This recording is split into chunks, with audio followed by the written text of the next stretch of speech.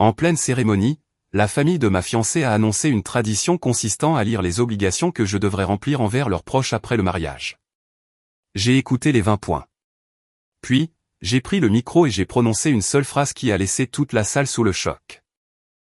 Avant de continuer, abonnez-vous à la chaîne et dites-nous dans les commentaires depuis quelle ville vous nous regardez.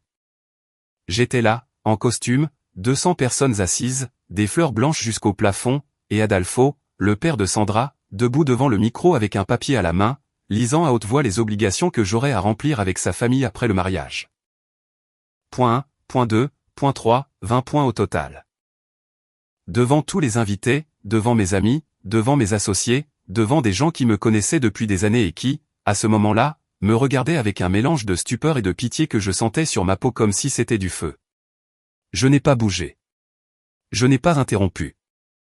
J'ai écouté les 20 points en entier, en silence, le dos droit et les yeux fixés sur lui. Et quand Adolfo a fini de lire, il a plié le papier, l'a mis dans sa poche et m'a regardé avec ce lent sourire d'un homme qui a passé toute sa vie habitué à ce que personne ne lui dise jamais non. C'est là que je me suis levé, que j'ai marché jusqu'au micro et que j'ai prononcé une phrase qui a figé sur place 200 personnes. Une phrase à laquelle Adolfo ne s'attendait pas, à laquelle personne dans cette pièce ne s'attendait.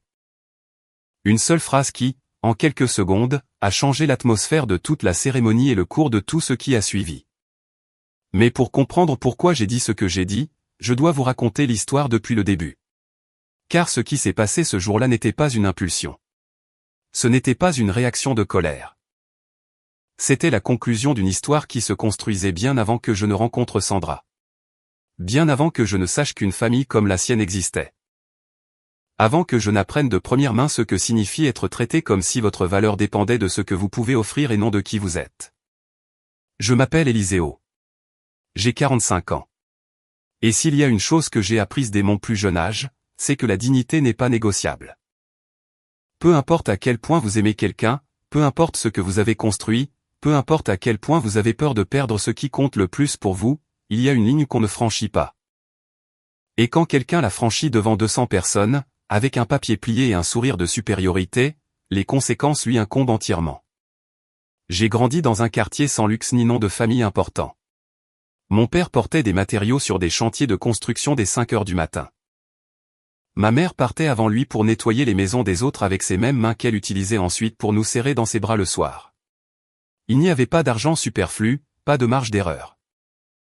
Il y avait du travail, des efforts, et une phrase que mon père répétait chaque fois que je me plaignais de quelque chose. Personne ne te donnera rien, Eliseo. Quoi que tu veuilles dans cette vie, va le chercher toi-même. Je l'ai gravé dans un endroit qui n'a pas de nom. Mais on ne l'oublie jamais. J'ai travaillé dès l'âge de 14 ans. D'abord dans tout ce qui se présentait, nettoyer des magasins, porter des cartons, aider dans des garages où j'ai appris bien plus que dans n'importe quelle salle de classe. J'étudiais le soir, je dormais peu. J'ai fait beaucoup d'erreurs et j'ai payé chaque erreur avec du temps, avec de l'argent que je n'avais pas, avec de la fierté ravalée en silence. Mais je ne me suis jamais arrêté. À 30 ans, j'ai ouvert mon propre atelier, petit, avec du matériel d'occasion et un seul employé qui était plus un ami qu'un ouvrier. À 38 ans, j'avais 3 succursales, une équipe de 15 personnes et des contrats avec des entreprises qui, des années auparavant, ne m'auraient même pas ouvert la porte. Je n'y suis pas arrivé par chance. J'y suis arrivé pour chaque matin où j'ai choisi de me lever alors qu'il aurait été plus facile de rester immobile. Ma vie personnelle a mis plus de temps à trouver sa voie. J'ai eu une longue relation qui s'est terminée sans grand scandale. Mais avec cette triste et silencieuse prise de conscience que 2 personnes peuvent s'aimer et tout de même ne rien construire ensemble. Pas d'enfants, pas de haine, juste le poids tranquille de fermer une porte et d'apprendre à marcher seul à nouveau. Et je l'ai bien fait. J'ai appris à vivre avec moi-même avant de vouloir partager ma vie avec quelqu'un d'autre. J'ai appris qu'être seul n'est pas la même chose qu'être incomplet. Et quand j'ai cessé de chercher désespérément, quand je me suis concentré sur la poursuite de ce qui était à moi, c'est exactement là que Sandra est apparue. Je l'ai rencontrée lors d'une réunion d'affaires. Elle coordonnait la logistique dans une entreprise fournisseur avec laquelle je travaillais. Tout était professionnel au début. Email, appel, réunion pour résoudre des problèmes, rien qui ne ressemblait au début de quelque chose d'important. Mais il y avait quelque chose chez elle, une façon d'écouter qui vous faisait sentir que ce que vous disiez comptait vraiment. Une honnêteté dans sa façon de parler qui n'avait besoin d'aucun embellissement. Un sourire discret, le genre qui apparaît de lui-même quand on trouve vraiment quelque chose de drôle, pas quand on veut plaire à quelqu'un. Un mardi après-midi, en attendant l'ascenseur après une longue réunion, Sandra a appuyé son dos contre le mur, a lâché un long soupir et a dit « Est-ce que tu as aussi l'impression que les gens rendent tout plus compliqué que ça ne devrait l'être ?» J'ai répondu « Oui, toute ma vie ». Cet après-midi-là, nous avons pris un café. Nous avons parlé pendant 3 heures, et c'est ce quelque chose qui n'a pas de nom exact, mais que l'on reconnaît quand on le ressent. Cela a commencé là, sans permission, sans avertissement, avec le naturel des choses qui sont destinées à se produire. Les premiers mois avec Sandra ont été parmi les meilleurs de ma vie. Mais il y avait quelque chose, une phrase qu'elle répétait trop souvent. Quelque chose qui, au début, ressemblait simplement à du respect familial, à des racines, à des valeurs. Quelque chose que j'ai entendu, assimilé et choisi de ne pas voir.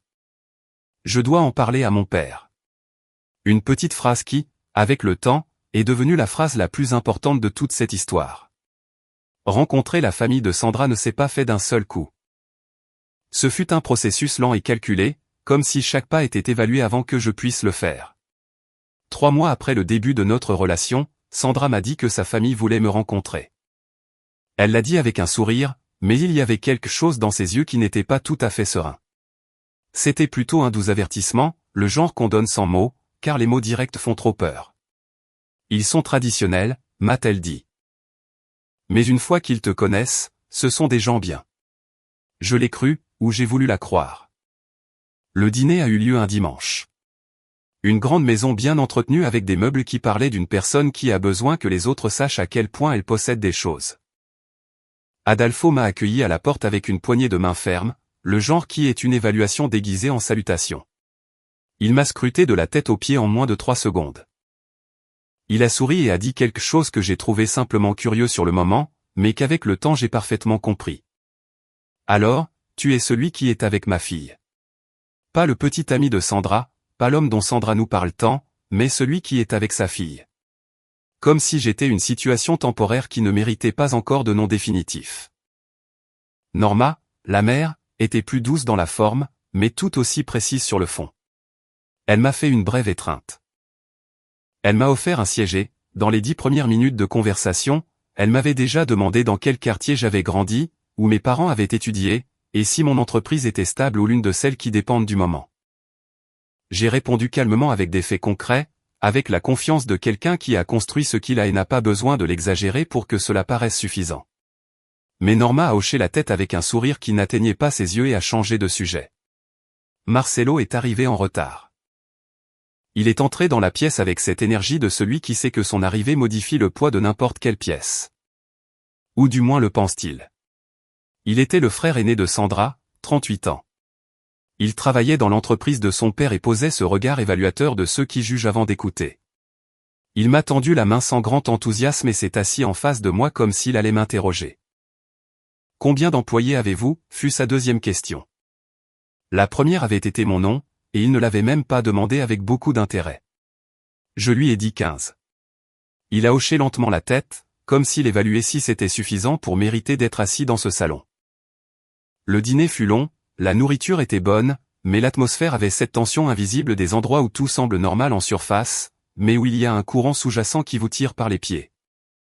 Adolfo a parlé la plupart du temps de ses affaires, de ses décisions, de la façon dont il avait fait avancer sa famille avec des efforts et de la vision. J'ai écouté. J'ai hoché la tête quand il le fallait. J'ai posé des questions sincères parce que je m'intéresse aux gens et à leurs histoires, même quand ces gens me mesurent avec un mètre ruban que je n'ai pas demandé. Sandra était silencieuse, plus silencieuse que je ne la connaissais. Elle répondait quand on le lui demandait. Elle souriait au bon moment, mais il y avait quelque chose dans sa posture, dans sa façon de tenir sa fourchette, qui me disait qu'elle naviguait aussi dans quelque chose que je ne comprenais pas encore tout à fait. À la fin de la soirée, alors que nous nous disions au revoir à la porte, Adolfo a mis une main sur mon épaule et a dit « Tu es un travailleur, Eliseo. » C'est respecté dans cette famille. Le travail est respecté. Cela sonnait comme une approbation. J'avais l'impression d'avoir réussi une sorte de test. Mais sur le chemin du retour, Sandra a pris ma main et, après un long silence, a dit « Tu vois, ce n'était pas si mal. » Ce n'était pas si mal. Pas, la soirée était géniale. Pas, ils t'ont adoré. Pas, ils étaient heureux de te rencontrer. Mais, ce n'était pas si mal. Comme si le but de la soirée avait été simplement de survivre sans dommage majeur. J'aurais dû prêter plus d'attention à ces mots. Mais j'étais amoureux. Et quand on est amoureux, on a tendance à interpréter les signes avec un filtre de ce qu'on veut voir au lieu de ce qui est vraiment là. Les mois suivants ont suivi le même schéma. Les dimanches chez la famille de Sandra sont devenus presque obligatoires.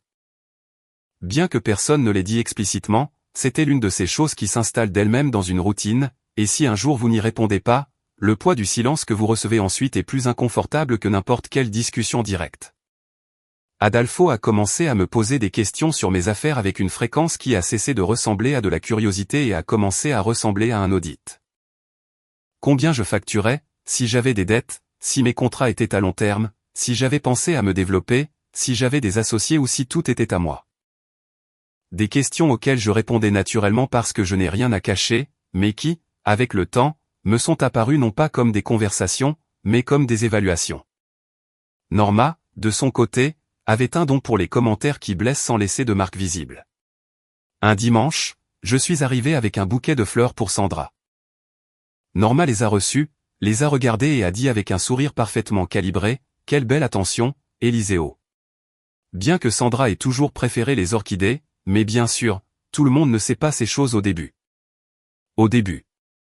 Nous étions ensemble depuis 7 mois. Un autre dimanche, après que j'ai mentionné avoir refusé une offre d'ouvrir une 4e succursale parce que je voulais d'abord consolider ce que j'avais, Adolfo a glissé entre deux bouchées, les hommes qui réfléchissent trop avant d'agir manquent parfois le train. Éliseo. Dans les affaires comme dans la vie. Il a souri après avoir dit ça comme s'il s'agissait d'un conseil paternel. Marcelo a ri. J'ai pris une gorgée d'eau et j'ai changé de sujet. Sandra m'a regardé de l'autre bout de la table avec cette expression que je commençais déjà à bien connaître, un mélange d'excuses et de résignation qu'elle ne verbalisait pas, mais que je recevais de plein fouet, avec tout son poids. La première fois que nous avons eu une vraie conversation sur sa famille, c'était un soir où nous rentrions d'un de ces dîners et que j'ai enfin demandé ce sur quoi je gardais le silence depuis des semaines. « Sandra, ça s'est toujours passé comme ça avec les partenaires que tu as eus ?» Elle a mis du temps à répondre. « Mon père est protecteur », a-t-elle fini par dire. Il est comme ça. C'est comme ça qu'il a été élevé. C'est comme ça qu'il a élevé Marcelo. Pour lui, la famille est la première chose. Et l'homme qui entre dans cette famille doit comprendre ça. Et qu'est-ce que tu en penses? Silence. Je pense que je t'aime et qu'avec le temps ils apprendront à mieux te connaître et que tout sera différent. Je l'ai cru à nouveau parce que Sandra ne mentait pas quand elle disait qu'elle m'aimait. C'était complètement réel, et je l'aimais aussi. Mais il y a une énorme différence entre aimer quelqu'un et être prêt à voir clairement le monde qui vient avec cette personne. Et je n'avais pas encore appris cette différence à la dure. La demande en mariage est venue 1 an après notre rencontre. Je l'ai faite en privé, juste elle et moi, dans un endroit qui avait une signification pour nous deux, sans grande scène publique, sans besoin de public, parce que je suis comme ça. Ce qui compte n'a pas besoin de témoins pour être réel. Sandra a dit oui avec les yeux pleins de larmes et un sourire qui m'a convaincu que nous faisions ce qu'il fallait. Et peut-être que c'était le cas. Le problème n'était pas nous. Le problème est survenu 3 jours plus tard, quand Adolfo nous a convoqués tous les deux chez lui pour parler des préparatifs. Et cette conversation a été la première fois où j'ai compris, avec toute la clarté que je n'avais pas voulu avoir jusque-là, que pour cette famille, je n'étais pas simplement l'homme qui aimait Sandra. J'étais une acquisition. Et les acquisitions sont soumises à des conditions. La réunion a eu lieu un mercredi soir. La maison d'Adolfo, le salon principal, 4 chaises disposées autour de la table basse comme s'il s'agissait d'une réunion d'affaires et non d'une conversation de famille. Adolfo assis dans le fauteuil principal, le plus grand. Celui qui faisait directement face à l'entrée pour que quiconque arrivait le voie en premier. Norma à côté de lui avec une tasse de thé à laquelle elle n'a pas touché de toute la soirée.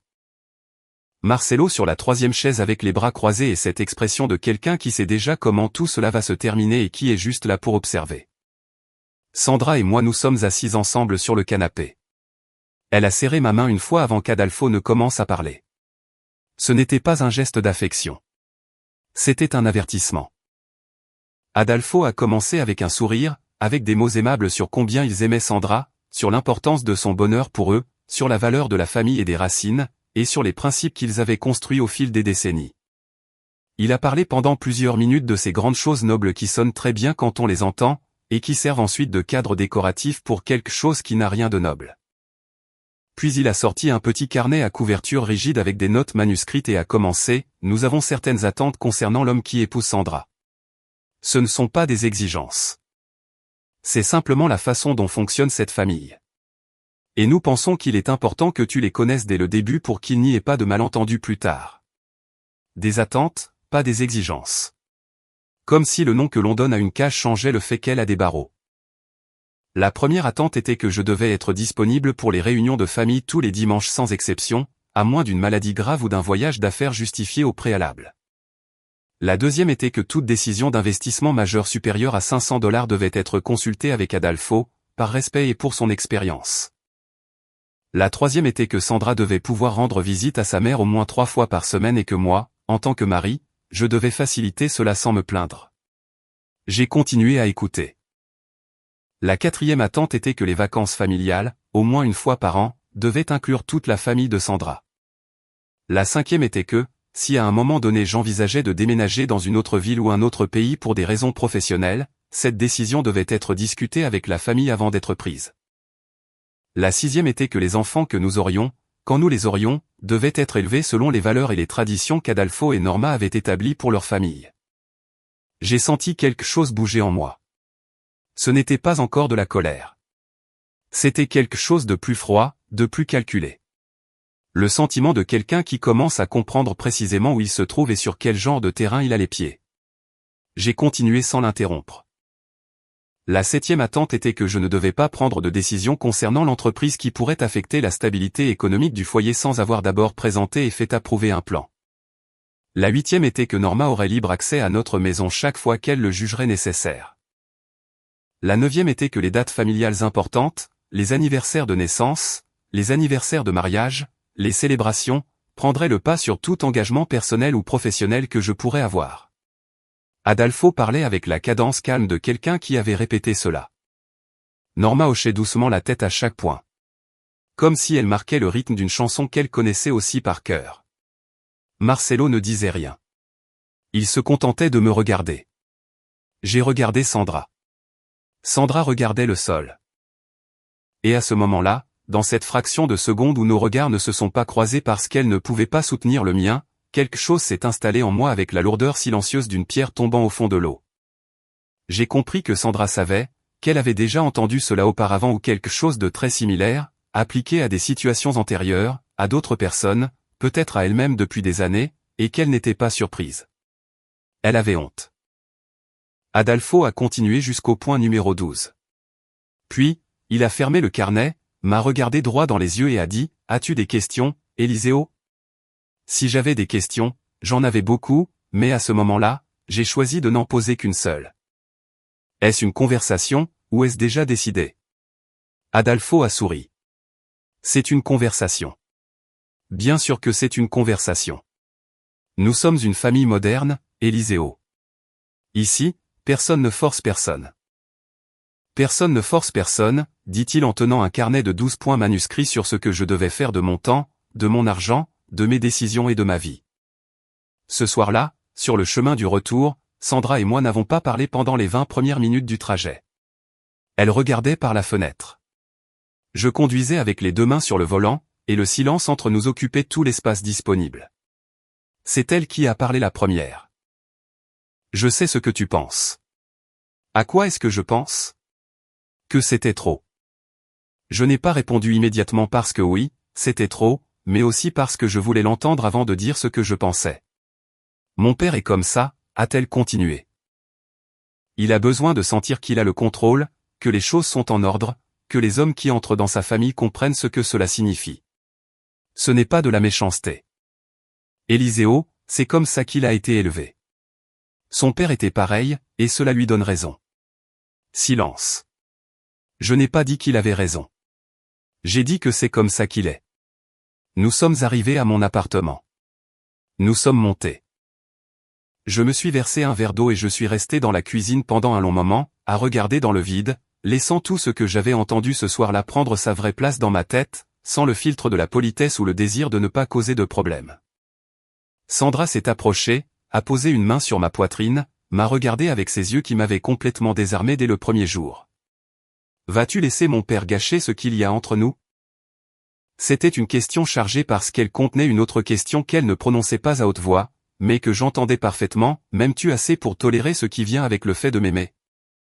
Et à ce moment-là, j'ai fait l'erreur que font les hommes amoureux quand ils croient encore que l'amour n'a besoin que de volonté pour tout résoudre. Je lui ai dit que non, que je ne laisserais rien nous gâcher, et je l'ai dit tout à fait sérieusement. Les mois suivants furent une danse étrange entre deux réalités qui ne s'emboîtaient pas, mais que je m'efforçais de maintenir ensemble. Avec Sandra, tout était profondément réel. Plein de ce genre de moments qu'on garde sans le vouloir parce qu'ils s'installent d'eux-mêmes dans la mémoire. Mais avec sa famille, chaque rencontre était une négociation silencieuse, un équilibre délicat où je cédais un peu ici, ignorais un commentaire là, ravalais une opinion ailleurs, et à la fin de la journée. Je soupesais combien de moi-même j'avais laissé sur cette table sans que personne ne me le demande directement, mais sans que personne ne m'en empêche non plus. Adolfo a progressivement installé ses attentes. D'abord, les dimanches sont devenus non négociables. Ensuite, il a commencé à m'appeler pour me consulter sur des questions commerciales. Qui étaient en réalité des conversations où il parlait et où j'écoutais, et où la frontière entre le conseil et l'instruction devenait de plus en plus floue. Norma s'est pointée chez nous un mardi après-midi sans prévenir. Sandra était là. Moi aussi. Norma est entrée, a regardé autour d'elle avec cette façon qu'elle a de tout enregistrer sans en avoir l'air. Elle a bu un café, a parlé pendant 1 heure de la façon dont les choses devraient être quand nous serions mariés, et elle est partie, laissant l'air du salon avec une densité différente de celle d'avant son arrivée. Sandra m'a regardé quand sa mère a fermé la porte. Ce n'était pas si mal, a-t-elle dit, et j'ai hoché la tête parce que j'avais déjà appris quand dire quelque chose et quand garder mon énergie pour les batailles qui allaient vraiment compter. Bernardo, mon meilleur ami depuis 20 ans, a été le premier à me dire ce que je savais déjà, mais que je n'avais pas encore mis en mots. Un soir, en buvant une bière après le travail, alors que je lui racontais les derniers épisodes avec la famille de Sandra, il m'a regardé fixement et a dit sans tourner autour du pot, « Eliseo, mon frère, il teste tes limites, et chaque fois que tu ne dis rien, il les repousse d'un cran. » Je suis resté silencieux. Combien de fois as-tu dit non depuis que tu l'as rencontré? J'ai réfléchi et je n'ai pas pu trouver de réponse claire, et cela en soi était déjà une réponse. Bernardo a fini sa bière, a posé le verre sur la table et a ajouté quelque chose qui est resté gravé en moi avec la précision des choses que l'on entend au moment exact où on en a besoin. Le problème n'est pas qu'il demande trop. Eliseo, le problème c'est qu'il s'entraîne. Et le jour du mariage, quand il n'y aura pas d'échappatoire facile, ils vont sortir le grand jeu. Je n'ai pas bien dormi cette nuit-là parce que Bernardo avait raison et je le savais. Les fiançailles officielles furent une petite cérémonie, seulement la famille proche, selon ce qu'Adolfo a dit quand il l'a proposé. Environ 30 personnes. D'après mes calculs, quand je suis arrivé dans la salle privée qu'il avait lui-même réservée sans me consulter, décorée avec les couleurs qu'il avait choisies, avec un menu qu'il avait approuvé, avec une disposition des tables qui plaçait sa famille au centre et mes invités dans un coin sur le côté. Comme s'ils étaient un détail secondaire dans une histoire qui ne les concernait pas. Bernardo était parmi mes invités. Il m'a regardé en entrant dans la pièce, a balayé l'espace du regard et, sans un seul mot, m'a transmis exactement ce qu'il pensait. J'ai lentement hoché la tête. Je sais, lui ai-je dit sans mots. Je sais. La cérémonie de fiançailles s'est déroulée avec cette perfection tendue des événements où tout est contrôlé parce que quelqu'un a besoin que tout soit contrôlé. Adolfo a prononcé un discours long et élaboré, rempli de références à sa famille, à ses valeurs, à ce que cela signifiait pour eux que Sandra trouve quelqu'un qui comprenne l'importance des racines. Il m'a mentionné 3 fois. Les 3 fois dans le contexte de ce que l'on attendait de moi, jamais dans le contexte de qui j'étais. Norma a pleuré au bon moment. Marcelo a applaudi juste avec la bonne cadence. Sandra souriait à côté de moi. Avec ce sourire que j'avais déjà appris à distinguer de son vrai sourire. Son vrai sourire atteignait ses yeux et apparaissait sans prévenir. Celui-ci était parfait, constant, légèrement tendu au coin. Le sourire de quelqu'un qui jouait un rôle qu'on lui avait assigné depuis si longtemps qu'il n'avait presque plus l'impression de jouer. Quand est venu mon tour de dire quelques mots, j'ai parlé de Sandra, uniquement de Sandra, de qui elle était, de ce que j'avais trouvé en elle, de ce que cela signifiait pour moi de construire une vie avec quelqu'un qui vous donne envie d'être meilleur sans même le demander. Ce fut bref. C'était vrai. C'était complètement de moi. Adolfo a applaudi à la fin avec un sourire qui n'était pas tout à fait de l'approbation, mais pas de la désapprobation non plus. C'était une évaluation. C'était toujours une évaluation. Après cette soirée, la machine du mariage s'est mise en marche à une vitesse et dans une direction pour lesquelles personne ne m'avait demandé si j'étais d'accord. Adolfo s'est occupé du lieu. Il l'avait déjà réservé. Il avait déjà parlé avec le propriétaire. Il avait déjà négocié le prix. Il avait déjà défini la capacité. 200 personnes. J'en connaissais 40. Les 160 autres faisaient partie de la famille élargie des Guerrero, des associés d'Adolfo, des amis de Norma, des connaissances de Marcelo, des gens dont le lien avec Sandra ou moi était si mince qu'il ne tenait même pas à un fil. Norma s'est occupée du fleuriste. Elle avait déjà choisi les fleurs, des orchidées blanches. Bien sûr, elle avait déjà défini la palette de couleurs, les décorations de table, le style des centres de table. Tout avait été décidé avant même que Sandra et moi n'ayons eu une seule conversation sur le genre de mariage que nous voulions. Marcelo s'est occupé du photographe, un de ses amis, avec une réduction, a-t-il dit, comme si c'était une faveur et non une autre façon de s'assurer que quelqu'un en qui il avait confiance documentait la journée. La première fois que j'ai essayé de donner mon avis sur quelque chose, c'était à propos de la musique. J'ai dit à Sandra que j'aimerais qu'un groupe live joue pendant la réception, quelque chose que nous aimions tous les deux, quelque chose qui ferait que la soirée nous ressemble davantage. Sandra l'a mentionné lors de la réunion de famille suivante. Adolfo a considéré l'idée pendant 3 secondes. Nous avons déjà confirmé le DJ. Il a dit que changer cela maintenant engendrerait un coût supplémentaire inutile. Sandra m'a regardé. J'ai hoché la tête. La deuxième fois, ce fut avec le menu. J'ai une légère allergie à certains fruits de mer et je voulais m'assurer qu'il y aurait des options claires pour les invités ayant des restrictions alimentaires. Je l'ai mentionné à Norma directement, avec toute la gentillesse du monde. Norma a souri et a dit, bien sûr, Eliseo. Nous en tiendrons compte. Et puis, à la réunion suivante, elle a présenté le menu final sans aucune modification, avec 3 plats contenant l'ingrédient que j'avais mentionné. Quand Sandra l'a souligné, Norma a répondu que le chef avait recommandé ce menu spécialement, et que le changer à ce stade serait un manque de respect envers le professionnel. Un manque de respect envers le chef, pas envers le marié qui allait payer une partie de ce mariage et qui avait exprimé une restriction alimentaire tout à fait raisonnable. J'ai commencé à tenir un compte mental de ces situations, non pas parce que j'allais faire quoi que ce soit avec cette liste sur le moment, mais parce que j'avais besoin de voir clair, avec des preuves réelles et non avec des sentiments. Pour savoir si ce que je vivais était vraiment ce que cela semblait être ou si j'exagérais. Je n'exagérais pas. En 6 semaines, j'ai compté 19 situations où une décision concernant notre mariage, notre future vie ou notre dynamique de couple avait été prise, modifiée ou rejetée par un membre de la famille de Sandra sans que mon avis ne soit considéré comme autre chose qu'un obstacle à gérer. 19 fois, et je m'étais exprimé à voix haute exactement lors de 2 de ces fois. Un soir, après une réunion particulièrement longue où Adolfo avait présenté une ébauche d'accords prénuptiaux familiaux qui était essentiellement une version plus formelle et plus longue des attentes qu'il avait lues dans son carnet des mois plus tôt, je suis rentré chez moi et me suis assis dans l'obscurité de l'appartement pendant un bon moment. Sans allumer les lumières. J'ai appelé Bernardo. Il a répondu à la 2e sonnerie. Comme toujours, je lui ai parlé de l'ébauche. Il y a eu un silence à l'autre bout du fil. Puis il a dit, et qu'a dit Sandra ?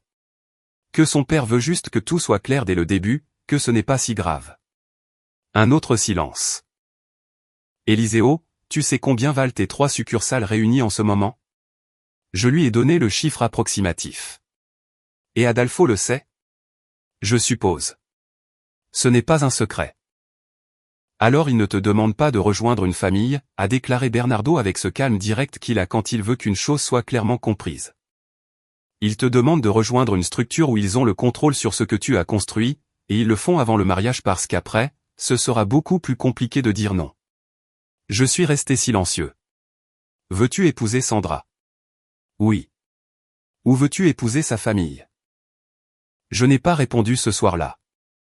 Mais la question est restée, prenant de plus en plus de place au fil des jours, au fil de chaque dimanche chez Adolfo.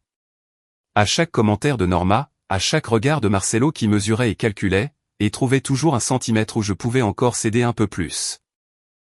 La conversation qui a changé toute ma perspective est survenue un après-midi où Sandra et moi étions seuls, enfin seuls, sans famille, ni réunion, ni agenda d'autres personnes. Nous étions dans mon appartement.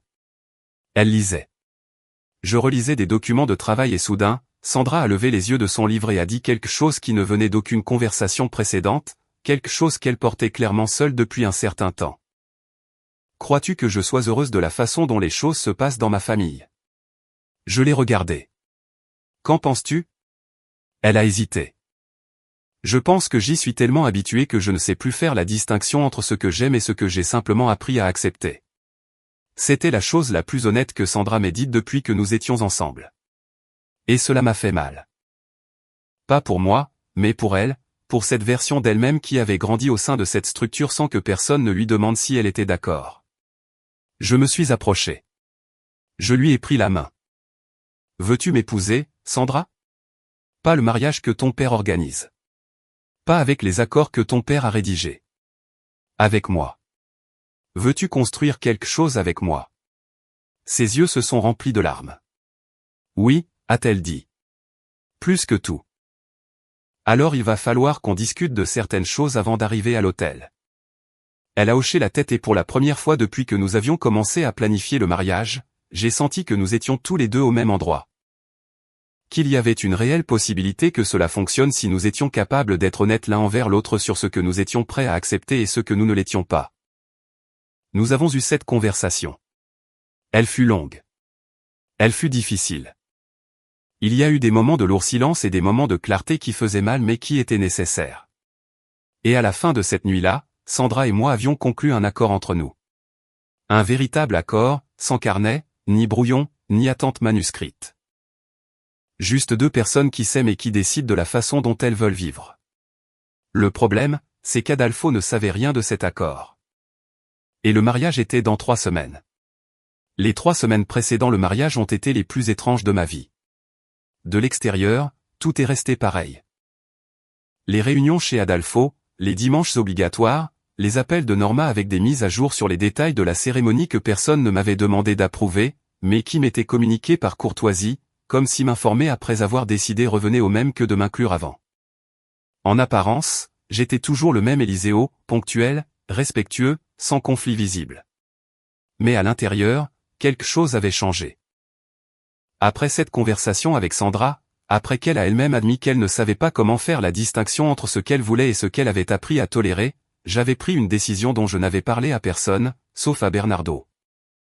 Une décision qui ne venait ni de la colère, ni d'une fierté blessée. Elle venait de la clarté. Le genre de clarté qui apparaît quand vous arrêtez enfin de négocier avec vous-même et que vous vous permettez de voir les choses exactement telles qu'elles sont. Je n'allais rien signer qui ne soit pas équitable. Je n'allais pas entrer dans ce mariage comme si je rejoignais une entreprise avec un règlement intérieur. Et si lors de cette cérémonie, quelqu'un essayait de transformer le jour le plus important de ma vie en un jeu de pouvoir, j'allais être prêt. Bernardo était le seul à le savoir. Un après-midi, 10 jours avant le mariage, nous nous sommes assis dans l'atelier après le départ de tous les employés. Lui avec son café, moi avec le mien, et nous avons parlé pendant 2 heures de ce qui pourrait arriver et de ce que j'étais prêt à faire à ce sujet. Tu crois vraiment qu'il va le faire? M'a demandé Bernardo. Oui, ai-je répondu sans hésitation. Adolfo a besoin que son contrôle soit visible. Il ne lui suffit pas de l'avoir en privé. Il a besoin que tout le monde le voie. Cela fait partie de son mode de fonctionnement. Et s'il ne le fait pas, et si la cérémonie se déroule normalement, alors tant mieux pour tout le monde. Nous nous marions, nous commençons notre vie, et Sandra et moi avons les conversations difficiles seuls, comme des adultes. Et s'il le fait, je l'ai regardé, alors je serai prêt. Bernardo a hoché lentement la tête. Qu'est-ce que tu vas dire? Je ne sais pas encore exactement, mais ce sera honnête. Ce sera public, et ça ne laissera aucune place à l'interprétation. Il m'a regardé pendant un long moment. Tu as dit quelque chose à Sandra. C'était la partie délicate. Sandra savait que je n'étais pas prêt à continuer à céder indéfiniment. Nous en avions parlé, mais je ne lui avais pas dit spécifiquement que si son père faisait quelque chose pendant la cérémonie, je répondrais publiquement.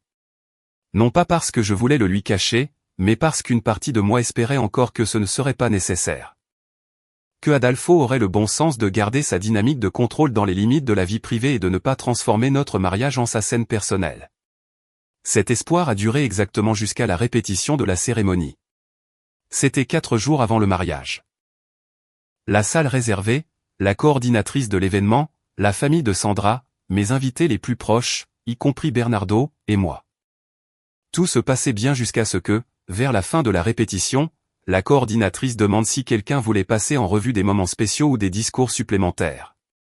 Adolfo a levé la main. J'ai préparé quelques mots pour le marié, a-t-il dit avec le plus grand naturel. Une tradition familiale que nous faisons à tous les mariages. La coordinatrice a souri et a hoché la tête. J'ai regardé Sandra. Elle a baissé les yeux, et dans cette seconde, j'ai su avec une certitude absolue que ce n'était pas une possibilité. C'était un fait. Adolfo avait préparé quelque chose à dire lors de la cérémonie devant tout le monde, et Sandra le savait. Elle ne savait peut-être pas exactement quoi, mais elle savait que quelque chose allait se passer, et elle avait choisi de ne pas me le dire. Cette nuit-là a eu lieu la conversation la plus difficile que j'ai eue avec Sandra depuis que je la connaissais. Je n'ai pas crié, je n'ai pas accusé. J'ai parlé avec le calme de quelqu'un qui est très blessé, mais qui comprend que la colère ne construit rien d'utile à ce moment-là. Savais-tu qu'il allait faire quelque chose à la cérémonie? Long silence. Je savais qu'il voulait dire quelques mots.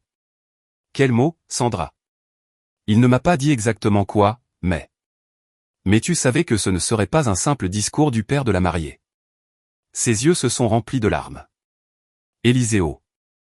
Il fait ça à tous les mariages de la famille. C'est une tradition. Il dit au marié ce qu'il attend de lui. Ça a toujours été comme ça. Et tu vas me dire que... Je ne voulais pas que tu te retournes contre lui avant le mariage. Je voulais que tout se passe bien. Je me suis levé, j'ai marché jusqu'à la fenêtre, je suis resté là un moment, regardant les lampadaires dans la nuit, laissant l'air de la pièce retomber avant de recommencer à parler.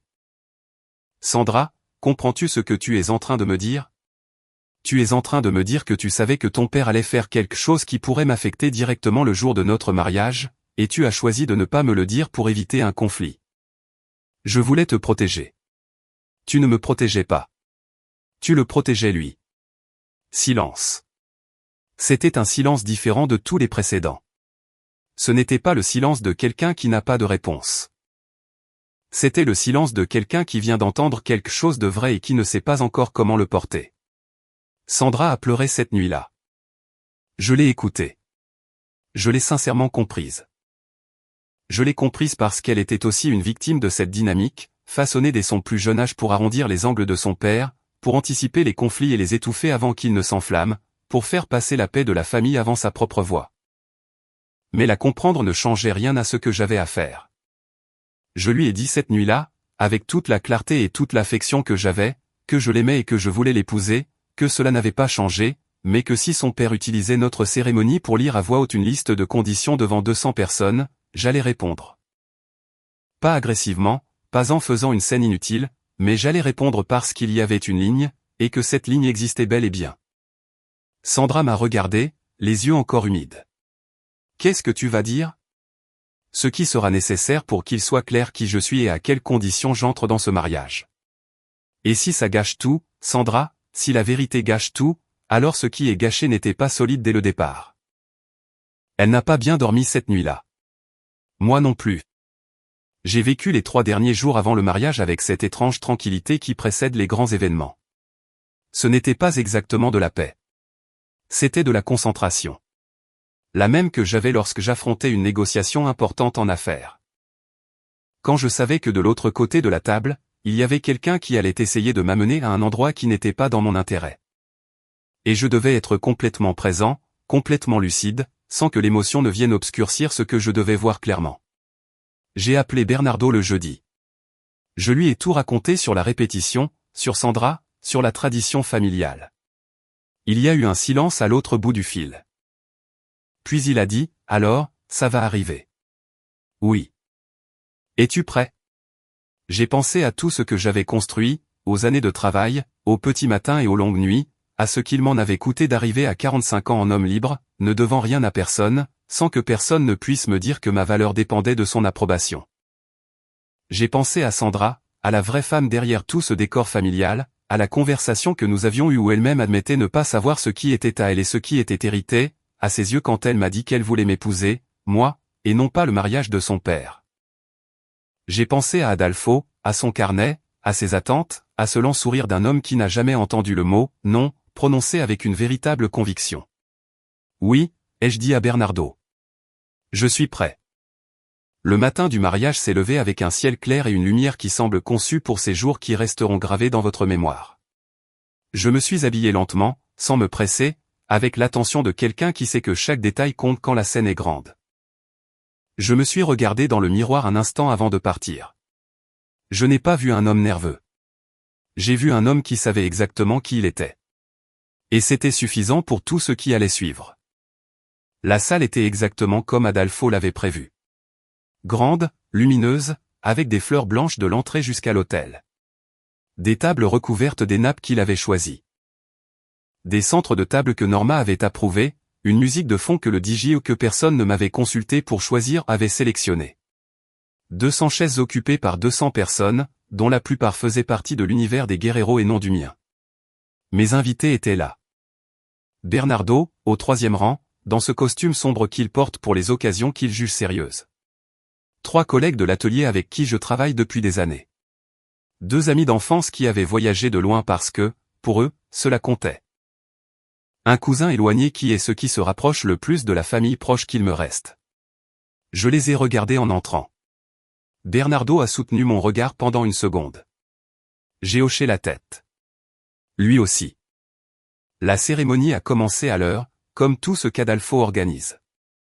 L'officiant a pris sa place.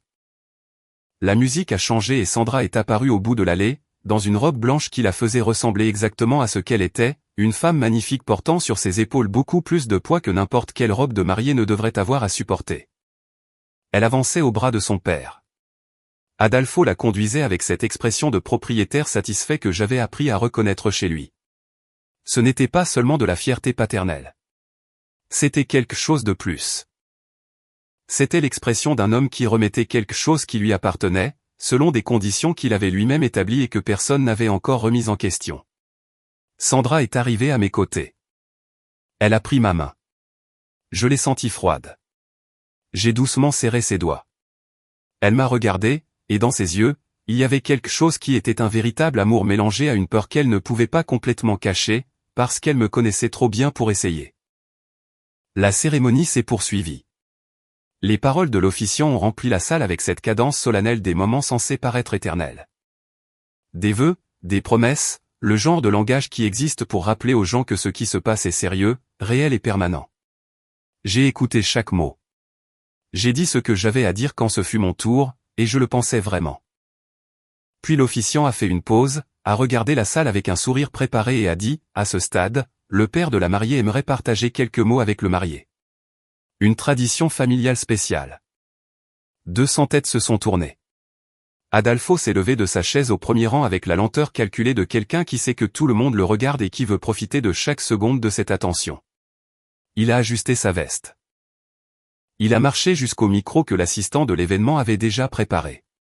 Comme si tout cela avait été coordonné à l'avance, comme si cela faisait partie du programme officiel et non de l'agenda personnel d'un homme qui avait besoin que son autorité soit publique pour se sentir complet. Il a sorti le papier de la poche intérieure de sa veste, plié en 4, blanc, avec du texte imprimé. Pas manuscrit, cette fois, imprimé comme un document officiel. Au premier rang, Norma souriait, les mains jointes sur ses genoux. Marcelo avait les bras croisés et une expression qui, chez lui, équivalait à de la satisfaction. Les invités de la famille Guerrero ont hoché la tête avec la familiarité de ceux qui connaissent ce rituel. Les miens regardaient avec une confusion croissante qui, dans certains cas, commençait déjà à ressembler à de la gêne. Bernardo ne souriait pas, Bernardo me regardait. Adolfo a déplié le papier, s'est raclé la gorge et a commencé.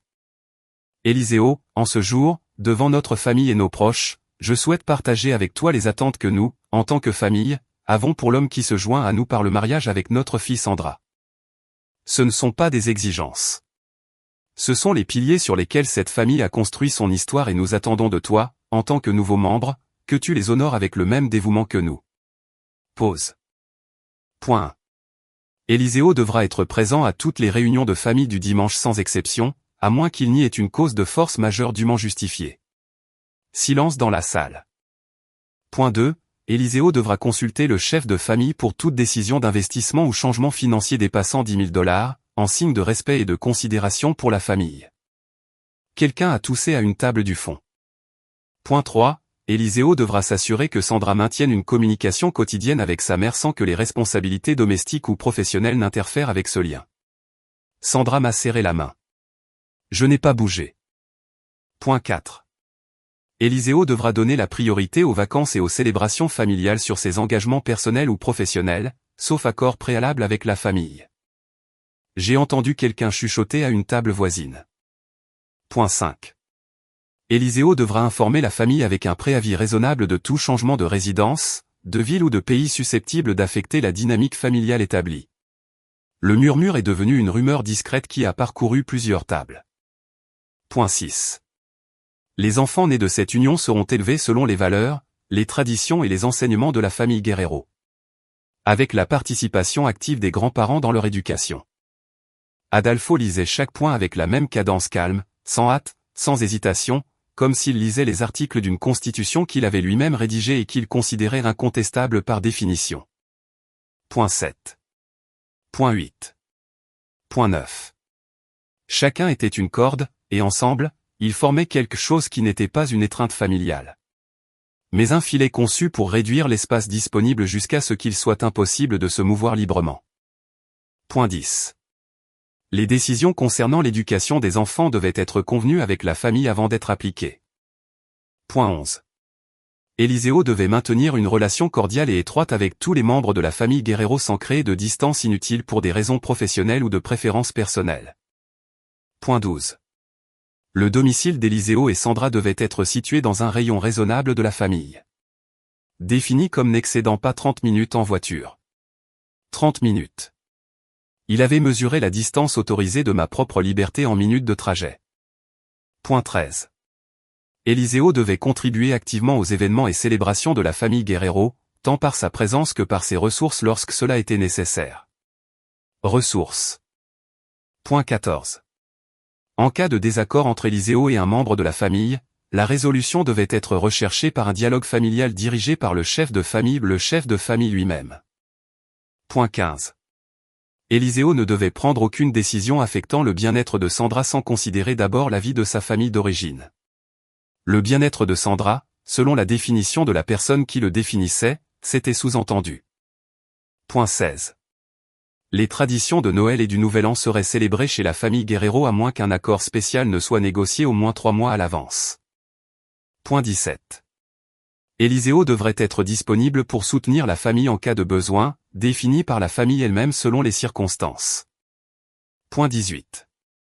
La relation d'Éliseo avec ses propres amis et son cercle social ne devrait pas interférer avec ses responsabilités envers la famille Guerrero. Point 19. Éliseo devrait faire preuve d'un respect actif envers Adolfo et Norma en tout temps et dans tous les contextes, publics ou privés, en reconnaissance de leur rôle en tant que figure d'autorité familiale. Figure d'autorité. Et puis vint le point 20. Adolfo fit une pause plus longue avant le dernier point, comme s'il savait que c'était la chute. Comme s'il l'avait gardé pour la fin avec la même logique que quelqu'un qui construit un piège et place l'appât au bout du chemin. Point 20. Éliseo doit reconnaître publiquement, en ce jour et dans les jours à venir, qu'entrer dans la famille Guerrero est un privilège qui comporte des responsabilités, et que son engagement envers Sandra inclut son engagement sans restriction envers la famille qui l'a formée. Il a plié le papier, l'a mis dans sa poche, a levé les yeux vers moi avec ce lent sourire confiant d'un homme qui vient de placer les pièces exactement là où il le voulait et qui s'attend à ce que l'échiquier reste ainsi pour toujours. La salle était silencieuse, d'un silence qui n'était pas de respect, mais de choc. De 200 personnes traitant simultanément ce qu'elles venaient d'entendre et se regardant pour confirmer qu'elles avaient bien entendu, que cela venait vraiment de se produire lors d'une véritable cérémonie de mariage. Sandra avait sa main dans la mienne, mais elle ne la serrait plus.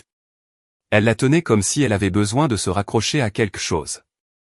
J'ai pris une grande inspiration calme et je me suis levé. Je me suis levé lentement, sans précipitation, sans geste brusque, avec le calme de quelqu'un qui a répété ce moment.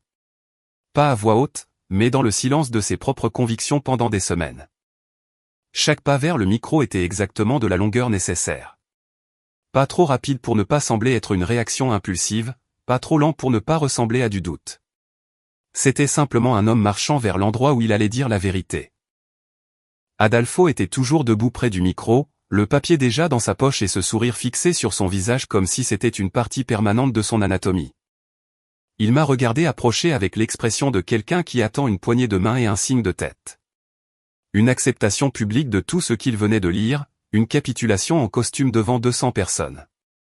J'ai tendu la main, non pas pour lui serrer la sienne, mais pour demander le micro.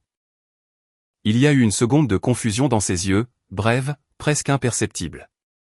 Mais je l'ai vue, parce que je la cherchais, parce que je connaissais bien cette expression chez les hommes habitués à contrôler les espaces et qui sentent soudain que quelque chose dans cet espace bouge sans leur permission.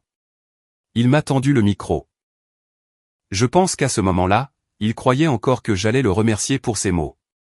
Que j'allais dire quelque chose de poli et d'approprié qui validerait tout ce qu'il avait lu. Que j'allais baisser la tête comme je l'avais fait pendant des mois à chaque dîner, à chaque réunion. À chaque conversation où ses attentes venaient déguisées en tradition et que je les recevais avec la patience d'un homme qui attend le bon moment. Le bon moment était arrivé. Je me suis tourné vers la salle. 200 personnes me regardaient, certaines avec curiosité, d'autres avec un malaise visible, et les miennes avec l'attention tendue de ceux qui savent que quelque chose d'important est sur le point de se produire et qui ne veulent pas en manquer un seul mot. Bernardo était légèrement penché en avant. J'ai pris une inspiration et j'ai parlé. Je veux remercier Adolfo pour ses mots. 20 points. Je les ai tous entendus, chacun avec la plus grande attention. Pause. Et maintenant, je veux aussi partager quelque chose avec vous tous. Le silence dans la salle a changé de texture. Ce n'était plus le silence de la surprise. C'était le silence de l'anticipation de 200 personnes retenant leur souffle en même temps sans s'être concertées. Je construis ma vie depuis 45 ans. Je n'ai rien hérité. Je n'ai eu ni parrain ni nom de famille qui m'ont ouvert des portes. J'ai eu la discipline du travail, des erreurs que j'ai payées très cher, et une conviction que je n'ai jamais perdue. Même s'il y a eu des nuits où elle était sur le point de s'éteindre. Aujourd'hui, j'ai 3 entreprises, 15 employés, et la capacité de me regarder dans le miroir chaque matin sans devoir d'excuses à personne. Personne n'a bougé. Je connais Sandra depuis presque 3 ans. Je l'aime. Cela n'est pas remis en question aujourd'hui, ni aucun autre jour. Ce qu'elle représente dans ma vie est réel et profond, et cela n'a pas besoin d'être validé par quiconque d'autre que nous deux. J'ai vu Sandra lever les yeux vers moi. J'ai continué. Mais aujourd'hui, dans cette salle, devant toutes les personnes qui ont choisi de nous accompagner en ce jour, j'ai entendu 20 points qui décrivent non pas un accueil, mais un contrat. Non pas une tradition familiale, mais un manuel d'instruction sur la façon dont je dois me comporter. Ce que je dois consulter, à quel point je dois obéir, et dans quel rayon géographique je suis autorisé à vivre. Quelqu'un aux tables du fond a laissé échapper un petit son. Ce n'était pas un rire. C'était le son involontaire de quelqu'un qui a été frappé exactement là où il ne s'y attendait pas, et je veux être très clair sur une chose. J'ai fait une pause. Une vraie pause, pas dramatique. Le genre de pause qui existe parce que ce qui suit a besoin de son propre espace pour atterrir. Je ne suis pas une acquisition. Je ne suis pas un nouvel employé qui doit apprendre les règles avant de signer. Je ne suis pas un territoire en train d'être incorporé dans un empire sous des conditions préalablement établies par celui qui était déjà là. Adolfo a cessé de sourire. Ce fut un changement minime mais absolu, comme une lumière qui s'éteint. Il n'y a pas eu de transition. Juste un instant où le sourire était là, et l'instant suivant où il avait disparu. Je suis un homme. Un homme qui a gagné sa place dans ce monde de ses propres mains. Un homme qui a choisi Sandra librement, avec tout ce que ce choix implique, et qui mérite d'être choisi de la même manière. Pas accepté sous condition. Pas incorporé via une liste d'obligations. Choisi. Les yeux de Sandra étaient remplis de larmes. Je n'ai pas regardé Adolfo. J'ai regardé la salle. Je respecte les traditions familiales. Je respecte les valeurs. Je respecte l'amour qu'une famille porte à ses enfants. Je comprends qu'Adolfo aime Sandra à sa façon, avec les outils qu'il a, avec la vision du monde qu'il s'est forgé au fil des décennies. Je ne suis pas ici pour détruire cela.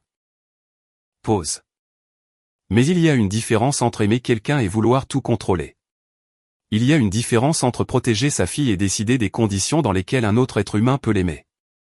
Il y a une différence entre avoir des valeurs et transformer ces valeurs en un instrument de pouvoir sur les autres. Le murmure qui a parcouru la salle était comme une onde longue et sourde. Ce n'était pas le chaos. C'était le son de nombreuses personnes traitant quelque chose de vrai en même temps. Norma avait également cessé de sourire. Elle avait les mains jointes sur ses genoux et regardait Adolfo avec une expression que je ne lui avais jamais vue auparavant. Ce n'était pas de la colère. C'était quelque chose qui ressemblait plutôt à de l'incertitude, comme si pour la première fois depuis longtemps, quelque chose s'éloignait du scénario qu'elle connaissait. Marcelo avait toujours les bras croisés, mais sa posture avait changé. Ce n'était plus la posture d'un observateur satisfait. C'était la posture de quelqu'un qui est en train de recalculer. J'ai poursuivi. Je suis venu ici aujourd'hui prêt à épouser Sandra. Cela n'a pas changé. Ce qui a changé, c'est que je ne vais pas le faire en gardant le silence sur quelque chose que je ne peux ignorer. Parce que si je reste silencieux aujourd'hui devant 200 personnes après avoir entendu 20 conditions lues à voix haute comme si c'était la loi, je commencerai ce mariage par un mensonge. Et Sandra ne mérite pas ça. Je ne le mérite pas. Et honnêtement, même cette famille ne le mérite pas. Bien qu'en ce moment, ils ne le voient peut-être pas ainsi. J'ai pris une inspiration. Je vais donc dire une seule chose en réponse aux 20 points que j'ai entendus. Le silence était absolu. Il n'y avait aucun mouvement, aucun chuchotement, aucun son discret de couvert ou de verre qui existe toujours dans les salles pleines de monde. Rien. Juste le son de ma voix et le poids de ce que j'allais dire atterrissant dans cet espace avant même de l'avoir prononcé. Dans ce mariage, il n'y aura qu'une seule liste de conditions. Et Sandra et moi allons l'écrire ensemble. Nous deux en privé. Comme deux adultes qui se respectent et se choisissent. Aucun point sur cette liste ne sera dicté par quelqu'un d'autre que nous deux. Et aucun point sur cette liste n'existera pour profiter au contrôle de qui que ce soit sur nos vies.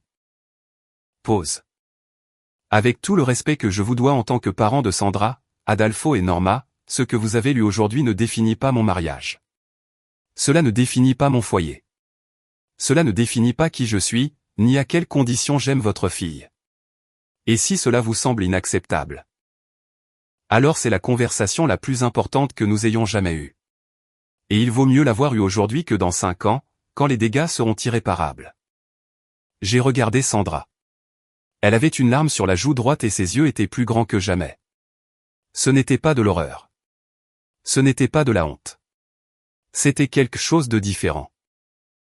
C'était le visage de quelqu'un qui vient d'entendre ce qu'elle attendait que quelqu'un dise depuis des années, et qu'elle n'avait jamais su comment demander. Sandra, ai-je dit, et cette fois je n'ai parlé qu'à elle. Même si 200 personnes pouvaient entendre. Je t'aime. Je veux t'épouser. Je veux construire avec toi une vie qui soit la nôtre, complètement la nôtre, avec l'espace et la dignité que nous méritons tous les deux. Mais j'ai besoin de savoir si tu veux ça aussi. Pas le mariage que ton père a organisé. Pas le mariage que sa liste a décrit. Mais ce nous avec tout ce que ça implique. La salle attendait. Sandra m'a regardé pendant ce qui m'a semblé être un temps très long et qui n'a probablement duré que quelques secondes. Et puis elle a fait quelque chose que personne n'attendait. Elle s'est levée, s'est avancée vers moi, et devant 200 personnes, devant son père avec le papier dans sa poche et le sourire effacé de son visage, devant sa mère avec les mains jointes et les yeux humides, devant son frère qui avait cessé de calculer et qui regardait simplement. Sandra m'a pris les 2 mains, m'a regardé droit dans les yeux et a dit d'une voix qui tremblait mais ne s'est pas brisée. Oui, c'est exactement ce que je veux. Et à ce moment-là, la salle entière a expiré. Le silence qui a suivi les mots de Sandra a duré exactement le temps qu'il faut pour qu'une grande vérité s'installe dans un endroit où personne ne l'attendait. 200 personnes qui, une minute plus tôt, retenaient leur souffle, le relâchaient maintenant de différentes manières. Certains avec un long soupir, d'autres avec un faible murmure qui se mêlait à celui de la table d'à côté. Certains se sont simplement regardés avec l'expression de quelqu'un qui vient d'être témoin d'une chose dont ils savent qu'ils parleront pendant des années. Bernardo a été le premier à applaudir. Un seul applaudissement, lent et délibéré. Pas une célébration immédiate, mais de la reconnaissance. Le genre d'applaudissement qui dit c'était nécessaire plus que c'était excitant. Et après ce premier applaudissement, d'autres sont venus, dispersés d'abord, puis plus rapprochés, jusqu'à ce qu'une grande partie de la salle applaudisse avec une énergie qui n'était pas celle d'un mariage conventionnel, mais de quelque chose de plus honnête et de plus difficile. Et pour cette raison même, tout le monde n'a pas applaudi. Le premier en n'a pas applaudi. Adolfo se tenait exactement là où je l'avais laissé quand j'avais demandé le micro, les bras le long du corps et une expression que je ne lui avais jamais vue. Ce n'était pas encore de la colère. C'était le visage d'un homme qui avait passé des décennies à être la voix la plus forte dans n'importe quelle pièce et qui venait de vivre quelque chose pour lequel il n'avait aucun protocole préparé. C'était de la désorientation. C'était le vertige silencieux de quelqu'un dont les pas attendaient un sol solide et qui ne trouve que de l'air. Les yeux de Norma étaient humides, mais elle ne pleurait pas. Elle regardait Sandra avec un mélange d'émotions que je n'arrivais pas à déchiffrer complètement d'où j'étais. Il y avait de la douleur, authentique, mais il y avait aussi quelque chose de plus petit et de plus inconfortable que la douleur. Quelque chose qui ressemblait à l'inconfort de quelqu'un qui se reconnaît dans une description qui ne le flatte pas et qui ne sait pas encore que faire de cette reconnaissance. Marcelo regardait le sol pour la première fois depuis que je le connaissais. Marcelo n'avait pas de posture. Il n'avait pas les bras croisés, ni son regard évaluateur, ni cette énergie d'un homme qui mesure constamment le poids de tout ce qui se passe autour de lui. Il regardait simplement le sol avec l'immobilité de quelqu'un qui traite quelque chose intérieurement et qui n'est pas encore arrivé à la fin de ce processus. L'officiant, qui était resté à sa place avec une expression professionnelle de quelqu'un ayant vu beaucoup de choses lors de nombreuses cérémonies, mais peut-être pas exactement cela, s'est approché discrètement et a demandé d'une voix douce si nous souhaitions continuer. Sandra m'a regardé. Je l'ai regardé. Oui, avons-nous dit en même temps. Et quelque chose dans ce simple moment, dans cette réponse simultanée sans coordination préalable, sans répétition, sans que personne ne l'ait planifié, a été plus puissant que n'importe quel vœu que nous aurions pu prononcer par la suite. Parce que c'était sincère. C'était nous deux nous choisissant au moment le plus compliqué et le plus exposé de toute l'histoire que nous avions vécue ensemble. La cérémonie a continué avec une atmosphère différente d'avant. Plus légère par certains aspects, plus chargée par d'autres. Comme lorsqu'un orage qui menaçait depuis des heures éclate enfin et que l'air, ensuite, est plus propre, mais aussi plus conscient de ce qui vient de se passer. Nous avons prononcé nos vœux en nous regardant dans les yeux avec une intensité qui n'aurait pas été possible avant ce qui s'était passé, car maintenant, c'était de vrais vœux, et non l'accomplissement d'un protocole au sein d'un événement soigneusement orchestré par quelqu'un d'autre. C'étaient des mots que nous avions tous les deux choisi de dire après avoir eu la possibilité claire de ne pas les dire. Quand l'officiant nous a déclarés mariés et nous a invités à sceller notre union par un baiser, Sandra a pris mon visage entre ses mains et m'a regardé pendant une seconde avant de se pencher. Dans cette seconde, il y avait quelque chose qu'aucun appareil photo n'aurait pu capturer pleinement. C'était de la gratitude. Pas la gratitude de quelqu'un qui reçoit un cadeau, mais celle de quelqu'un qui respire enfin après avoir retenu son souffle pendant longtemps. Le baiser fut bref et réel, et la salle a répondu par un tonnerre d'applaudissements, cette fois-ci unanime. Ou presque unanime. Le premier rang est resté silencieux. Les moments qui ont suivi ont été étranges à traverser. La logique des événements sociaux a son propre élan, et cet élan a continué, bien que le terrain émotionnel de la salle ait complètement changé. La musique est revenue. Les serveurs ont commencé à circuler entre les tables avec la première tournée de verres. Les invités ont commencé à se saluer, à se lever, à former les groupes naturels qui se forment dans tout rassemblement lorsque le protocole officiel prend fin et que la partie humaine commence. Mes invités sont venus vers nous en premier. Bernardo est arrivé le tout premier. Il m'a fait une forte étreinte, le genre qui n'a pas besoin de mots parce que les mots seraient inférieurs aux gestes. Puis il a pris les mains de Sandra et a dit quelque chose à voix basse que je n'ai pas entendu, mais qui l'a fait sourire de son vrai sourire. Celui qui atteint les yeux. Les collègues de l'atelier sont venus ensuite. De brèves tapes dans le dos, des phrases sincères d'hommes qui ne sont pas effusifs, mais qui, lorsqu'ils expriment quelque chose, l'expriment vraiment. Plusieurs minutes ont passé avant que la famille de Sandra ne s'approche. Norma a été la première.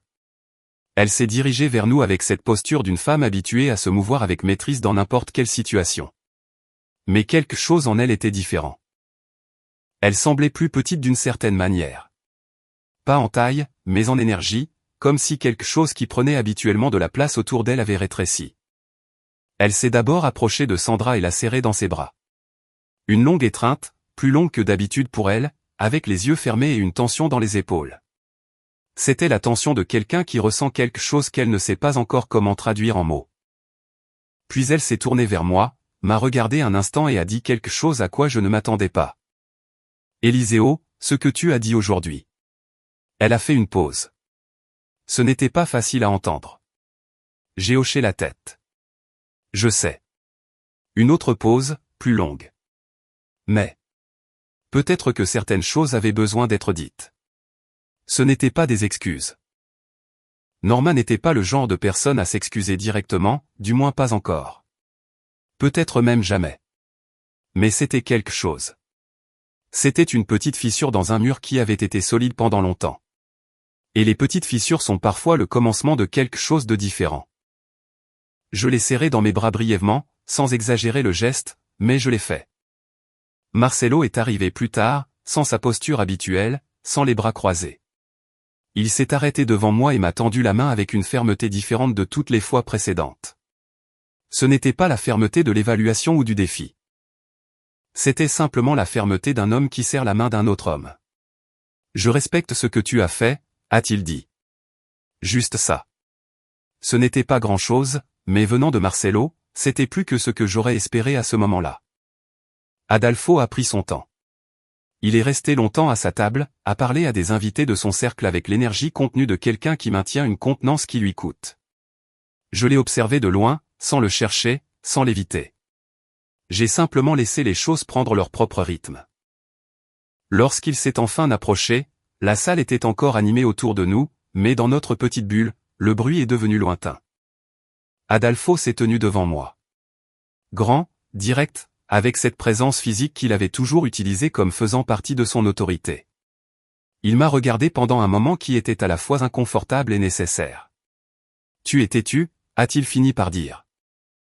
Ce n'était pas une insulte, du moins pas complètement. « Oui », ai-je répondu. « Je le suis. » Ma fille a bien choisi dans ce sens. Il a dit cela avec une rigidité qui était ce qu'Adolfo pouvait faire de plus proche d'un compliment à ce moment-là. Les hommes sans caractère ne servent à rien. Il a fait une pause. Je n'ai pas aimé ce que tu as dit aujourd'hui. Je sais. Mais je comprends pourquoi tu l'as dit. Il n'a rien ajouté d'autre sur le moment. Ce n'était ni le début d'une transformation instantanée, ni la fin de toutes les tensions que nous avions accumulées pendant des mois. Adolfo était un homme de conviction profonde, et les convictions profondes ne changent pas en un jour, même si quelqu'un leur dit une vérité inconfortable devant 200 personnes. Mais c'était un commencement, ou du moins c'était une pause. Une pause pendant laquelle nous pouvions tous les deux respirer et reconnaître que ce qui s'était passé ce jour-là était trop grand pour être résolu lors d'une conversation à côté d'une table avec une musique de fond et des coupes de champagne circulant parmi les invités. Il a tendu la main. Je l'ai prise. Et dans cette poignée de main se trouvait tout ce qu'aucun de nous n'allait dire à voix haute ce jour-là. Il y avait la reconnaissance que ce n'était pas la fin de quoi que ce soit, mais le début compliqué de quelque chose qui n'avait pas encore de nom précis, mais qui était plus honnête que tout ce qui avait existé auparavant. Sandra est venue à mes côtés à ce moment-là et a pris mon bras. Elle a regardé son père. Adolfo l'a regardé, et il s'est passé entre quelque chose de complètement privé dans cette seconde de contact visuel qui ne nécessitait aucun mot car elle portait en elle des décennies d'histoire accumulées. Ce jour-là, cela avait enfin trouvé un endroit pour commencer à se réorganiser. La soirée s'est poursuivie. La musique a continué. La nourriture est arrivée sur les tables et j'étais là, la main de Sandra dans la mienne, au milieu de 200 personnes qui avaient été témoins de quelque chose qu'aucune d'entre elles n'avait mis sur son agenda de la journée. Je ressentais quelque chose qu'il m'a fallu un moment pour identifier, parce que je n'étais pas habitué à le ressentir avec ce degré d'intensité, la paix. Non pas la paix de celui qui a évité le conflit, mais la paix de celui qui l'a affronté et qui en est ressorti de l'autre côté sans perdre ce qui comptait le plus. Cela fait 8 mois depuis ce jour. 8 mois depuis que je me suis levé de cette chaise devant 200 personnes et que j'ai dit à voix haute ce que je construisais en silence depuis des semaines. 8 mois depuis que Sandra s'est avancée vers moi et a choisi devant tout le monde la version de notre histoire qui était véritablement la nôtre, et non celle que quelqu'un d'autre avait écrite pour nous d'une main ferme sur un papier imprimé. Parfois, je me réveille tôt avant le lever du soleil et je reste un moment dans cet état de calme entre le sommeil et l'éveil, écoutant la respiration de Sandra à côté de moi, ressentant le poids ordinaire et extraordinaire d'un matin normal. Je repense à tout ce qui a dû se passer pour en arriver là. Ça n'a pas été facile. Rien de ce qui en vaut la peine ne l'est. Les premiers mois après le mariage ont été un territoire nouveau pour tout le monde. Sandra et moi avions construit cette nuit-là dans la salle, au milieu de tout le bruit et de toute la tension, des fondations différentes de celles qui auraient existé si les choses s'étaient déroulées comme Adolfo l'avait prévu.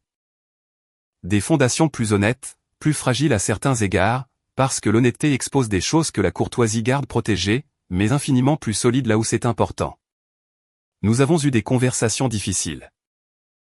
Beaucoup concernaient les limites, ce dont chacun de nous avait besoin, les années que Sandra avait passées à apprendre à s'effacer pour éviter les conflits, et la façon dont ce schéma apparaissait parfois entre nous sans qu'elle s'en rende compte. Et sans que je sache toujours comment le nommer sans que cela sonne comme une accusation. Nous avons aussi parlé de mes propres rigidités, car j'en ai aussi. Et un homme honnête envers lui-même ne peut pas souligner les schémas des autres sans être prêt à regarder les siens. Ce furent de longues conversations. Certaines se terminaient bien le soir même. D'autres nécessitaient des jours. Mais nous les avons toutes eues, sans les éviter, sans les accumuler jusqu'à ce qu'elles deviennent ce genre de poids qui finit par briser ce qui semblait incassable. Avec la famille de Sandra, les choses ont changé d'une manière que je n'aurais pas pu entièrement prédire ce jour-là dans la salle. Norma a fait le premier pas 3 semaines après le mariage, elle nous a invités à déjeuner. Juste nous 3. Sans Adolfo, sans Marcelo, sans la structure habituelle des dimanches en famille. Un petit repas chez elle, avec une table dressée avec plus de soin que nécessaire pour 3 personnes, et une conversation qui, au début, fut maladroite et remplie des silences de ceux qui apprennent à parler d'une manière différente de celle dont ils ont toujours eu l'habitude.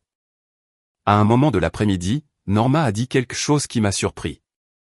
Non pas pour ce qu'elle a dit, mais pour la façon dont elle l'a dit, sans les embellissements habituels, sans le sourire calibré, avec une voix plus simple, plus fatiguée que celle que j'avais l'habitude d'entendre. Personne n'avait jamais dit non à Adolfo comme ça, a-t-elle dit. Pas même moi. Je n'ai pas répondu immédiatement. J'ai laissé ces mots prendre leur place. 42 ans de mariage, a-t-elle poursuivi. Et il y a des choses qu'on apprend à ne pas dire parce que le coût de les dire semble toujours plus élevé que le coût de les taire. Sandra a pris la main de sa mère et j'ai compris à ce moment-là quelque chose qui m'a aidé à voir toute l'histoire de manière plus complète. Norma n'était pas simplement l'alliée d'Adolfo. Elle était aussi quelqu'un qui avait été façonné par la même dynamique qui avait façonné Sandra, seulement avec des décennies d'accumulation en plus et sans le vocabulaire pour le nommer.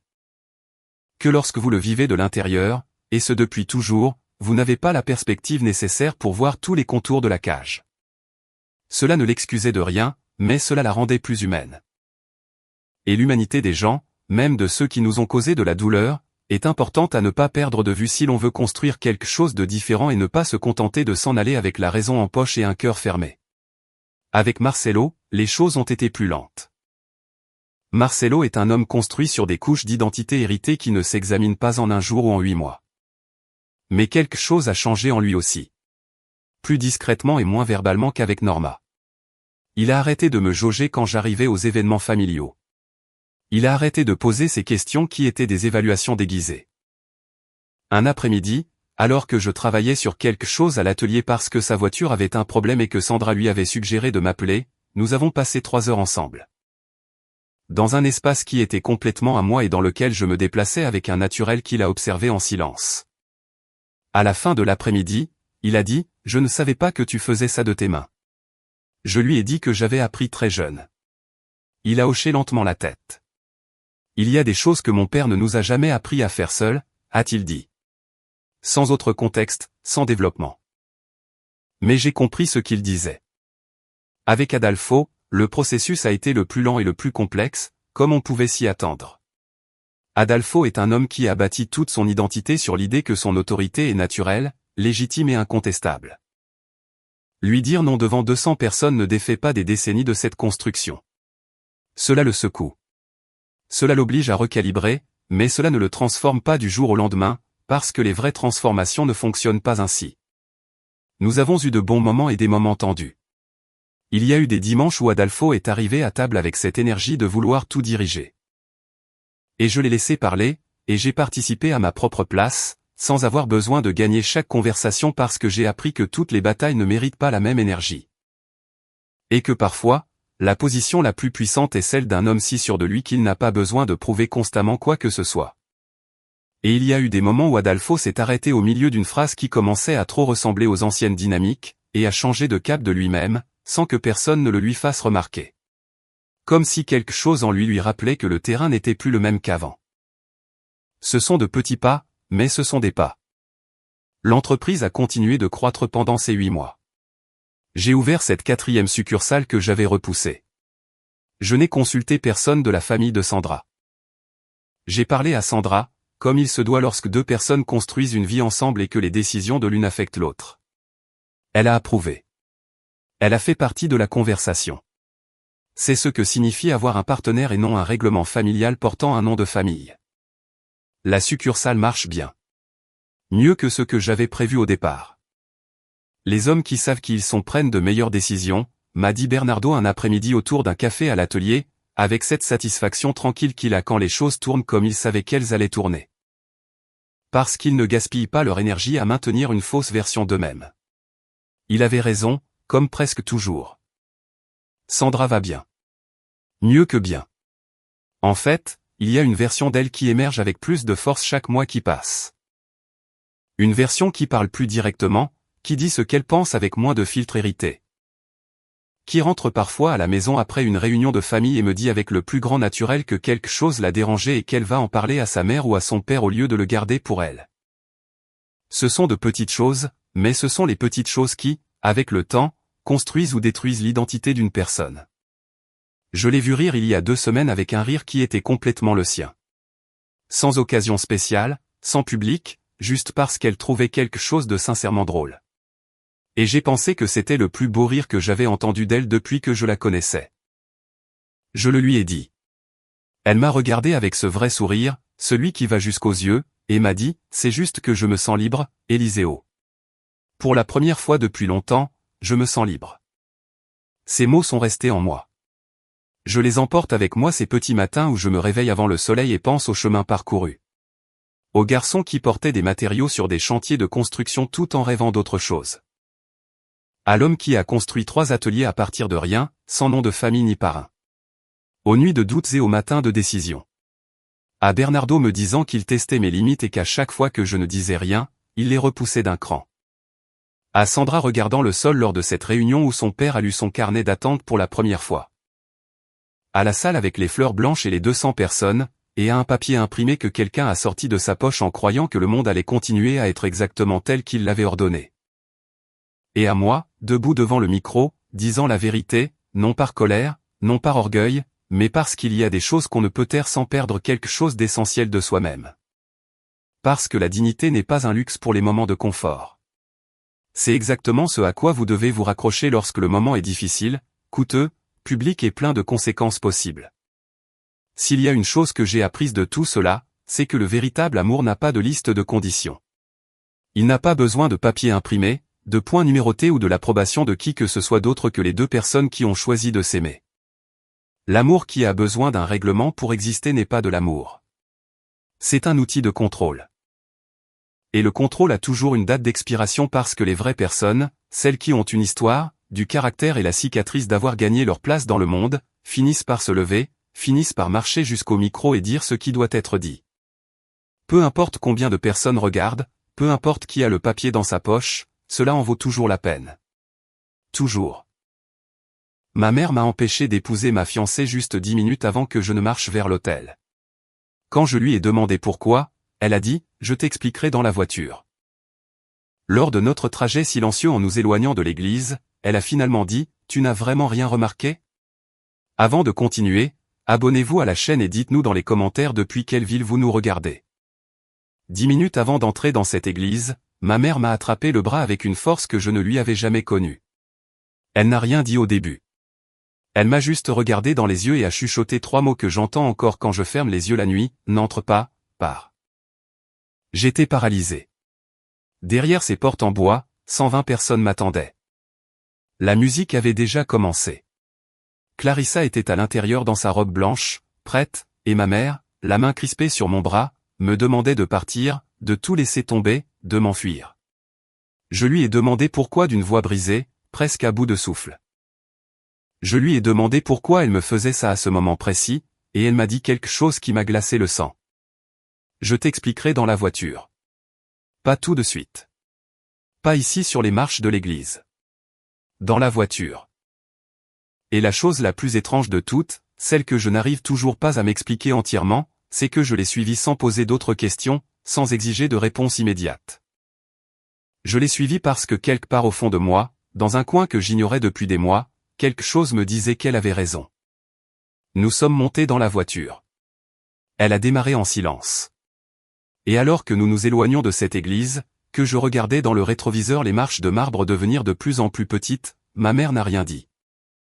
Elle a juste conduit, les mains fermes sur le volant et les yeux fixés sur la route, comme si elle portait quelque chose de très lourd et avait besoin de toute sa concentration pour ne pas s'effondrer. Ce furent les 10 minutes les plus longues de ma vie. Et quand elle a enfin parlé, quand elle a enfin brisé ce silence qui m'étouffait, la première chose qu'elle a dite n'était pas une explication. C'était une question. Une seule question, posée à voix basse, presque avec pitié, « Tu n'as vraiment rien remarqué alors ?» Je n'ai pas compris sur le moment ce qu'elle voulait dire, mais j'allais le comprendre très vite. Car ce que ma mère savait, ce qu'elle portait seule depuis des semaines sans savoir comment me le dire, allait changer la façon dont je me souviendrai de chaque instant de ces 2 dernières années de ma vie. Et c'est exactement ce que je vais vous raconter aujourd'hui. Je m'appelle Romero. J'ai 43 ans. Et il y a un peu plus de 6 mois, à 10 minutes de me marier, j'ai découvert que la femme qui allait devenir mon épouse n'avait jamais été celle que je croyais. Mais pour comprendre ce qui s'est passé ce jour-là devant l'église, j'ai besoin de vous ramener un peu en arrière. Pas très loin, juste assez pour que vous voyiez ce que je n'ai pas voulu voir. Pour que vous remarquiez ce que j'ai choisi d'ignorer. Parce que la vérité, quand elle a fini par éclater, n'est pas arrivée d'un seul coup. Elle est arrivée par couches. Comme quand on commence à tirer sur un fil lâche d'un tissu et que soudain on se rend compte que toute la trame ne tenait que par ce seul fil. J'ai rencontré Clarissa il y a 2 ans et demi lors d'une réunion de travail. Ce ne fut pas une rencontre digne d'un film ou quoi que ce soit de ce genre. C'était une réunion de fournisseurs ennuyeuse, avec du mauvais café et des chaises inconfortables. Elle représentait une nouvelle entreprise et présentait un catalogue auquel, honnêtement, personne ne prêtait beaucoup d'attention. Mais je l'ai regardée. Non pas parce qu'elle était la plus belle femme que j'ai jamais vue de ma vie, bien qu'elle fût très attirante. Je l'ai regardée parce qu'elle parlait avec une assurance qui remplissait la pièce. Chaque mot était précis, chaque réponse parfaite. Elle semblait être quelqu'un qui savait toujours exactement ce qu'elle voulait dire et exactement comment le dire. Après la réunion, je lui ai demandé si elle voulait prendre un café. Elle a dit oui sans hésitation. Le soir même, elle m'a envoyé un message, et c'est comme ça que tout a commencé. Les premiers mois furent exactement ce que l'on imagine quand on pense à une nouvelle relation. Des sorties, des conversations jusqu'à 2 heures du matin, des rires, des projets. Clarissa avait une énergie à laquelle il était difficile de résister. Elle avait toujours une idée, toujours une proposition. Il y avait toujours quelque chose de nouveau à faire ou à découvrir. Moi qui étais coincé dans une routine métro-boulot-dodo depuis des années, je me suis soudainement senti vivant d'une façon que j'avais oubliée. Comme si j'avais dormi et que quelqu'un avait enfin allumé la lumière. Felipe, mon meilleur ami depuis l'université, m'a dit que j'avais l'air différent. Plus léger, disait-il, plus présent. Et ma mère. Ma mère me regardait d'une manière que j'interprétais à l'époque comme du soulagement, comme la joie de me voir bien. Aujourd'hui, je sais que ce n'était pas ça. Aujourd'hui, je sais que très tôt, elle observait des choses que je ne voulais pas voir. Mais à ce moment-là, j'étais convaincu que c'était du bonheur, car c'est ce que j'avais besoin de croire. Clarissa a emménagé avec moi au bout de 8 mois de relation. J'avais abordé le sujet, mais c'est elle qui a accéléré les choses une semaine après que je l'ai mentionné pour la première fois. Elle apportait des cartons. Elle réorganisait déjà les tiroirs. Elle accrochait déjà des choses au mur. Et j'ai vu cela comme de l'enthousiasme, comme un engagement, comme le signe qu'elle sentait aussi que c'était sérieux.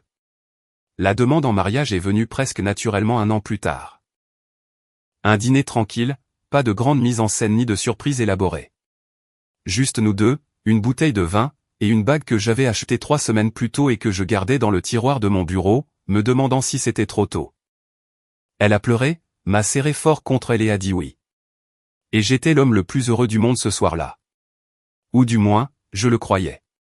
Parce qu'il y avait quelque chose que je ne savais pas encore. Quelque chose que ma mère avait déjà commencé à remarquer.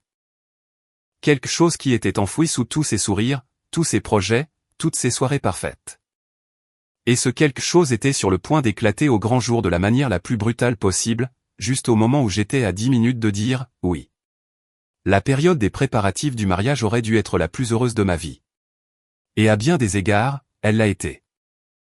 Mais aujourd'hui, quand je regarde en arrière avec les yeux que j'ai aujourd'hui, je me rends compte que c'est aussi la période où le plus de choses se sont passées devant moi sans que je ne les voie, ou sans que je ne veuille les voir. Parce qu'il y a une énorme différence entre ne pas voir quelque chose et choisir de ne pas le voir. Et pendant des mois, j'ai choisi. La première fois que quelque chose m'a vraiment mis mal à l'aise, ce fut environ 4 mois avant le mariage. Nous passions en revue le budget ensemble, assis à la table de la salle à manger avec un carnet et l'ordinateur portable ouvert.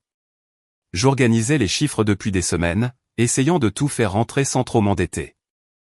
Le lieu, le traiteur, les fleurs, la musique, le photographe. Tout s'additionnait plus vite que je ne le pensais. Et à un moment donné, alors que nous examinions un devis pour le lieu de réception qui nous plaisait, Clarissa a dit quelque chose qui m'a paru bizarre.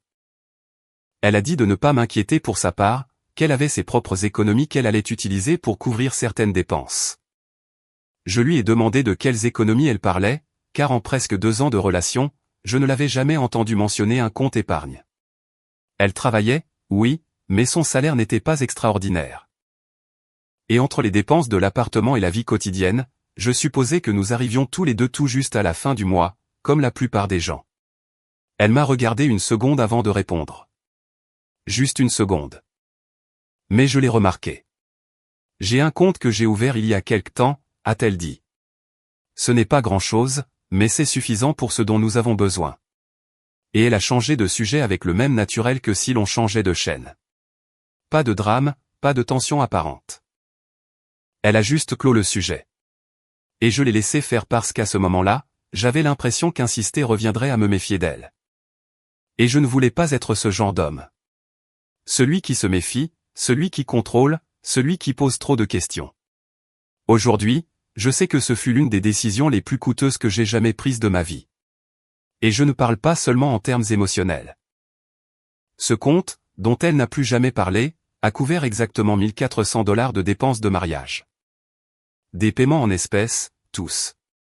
Le fleuriste, une partie du traiteur, les cadeaux pour les invités. Je l'ai vu sur les reçus. Je les ai signés. Je suis passé à autre chose. Mais je n'ai jamais demandé d'où venait précisément cet argent. Je n'ai jamais demandé à voir un relevé bancaire. Je n'ai jamais posé la question évidente, et ce n'était pas le seul détail que j'avais laissé passer. 2 mois avant le mariage, Felipe m'a appelé un dimanche après-midi. Nous ne nous étions pas vraiment vus depuis des semaines entre le travail et les préparatifs, et c'était étrange qu'il m'appelle au lieu de m'envoyer un message. Quand j'ai décroché, j'ai remarqué quelque chose dans sa voix, une sorte d'hésitation, comme s'il avait commencé à composer le numéro et qu'à mi-chemin de la sonnerie, il l'avait regretté. Mais il était trop tard pour raccrocher. Il m'a demandé comment ça allait. J'ai répondu, bien, stressant, mais bien. Il y a eu un silence. Et puis il a dit quelque chose qu'à l'époque j'ai interprété comme la question d'un ami curieux. Et, tu connais la famille de Clarissa?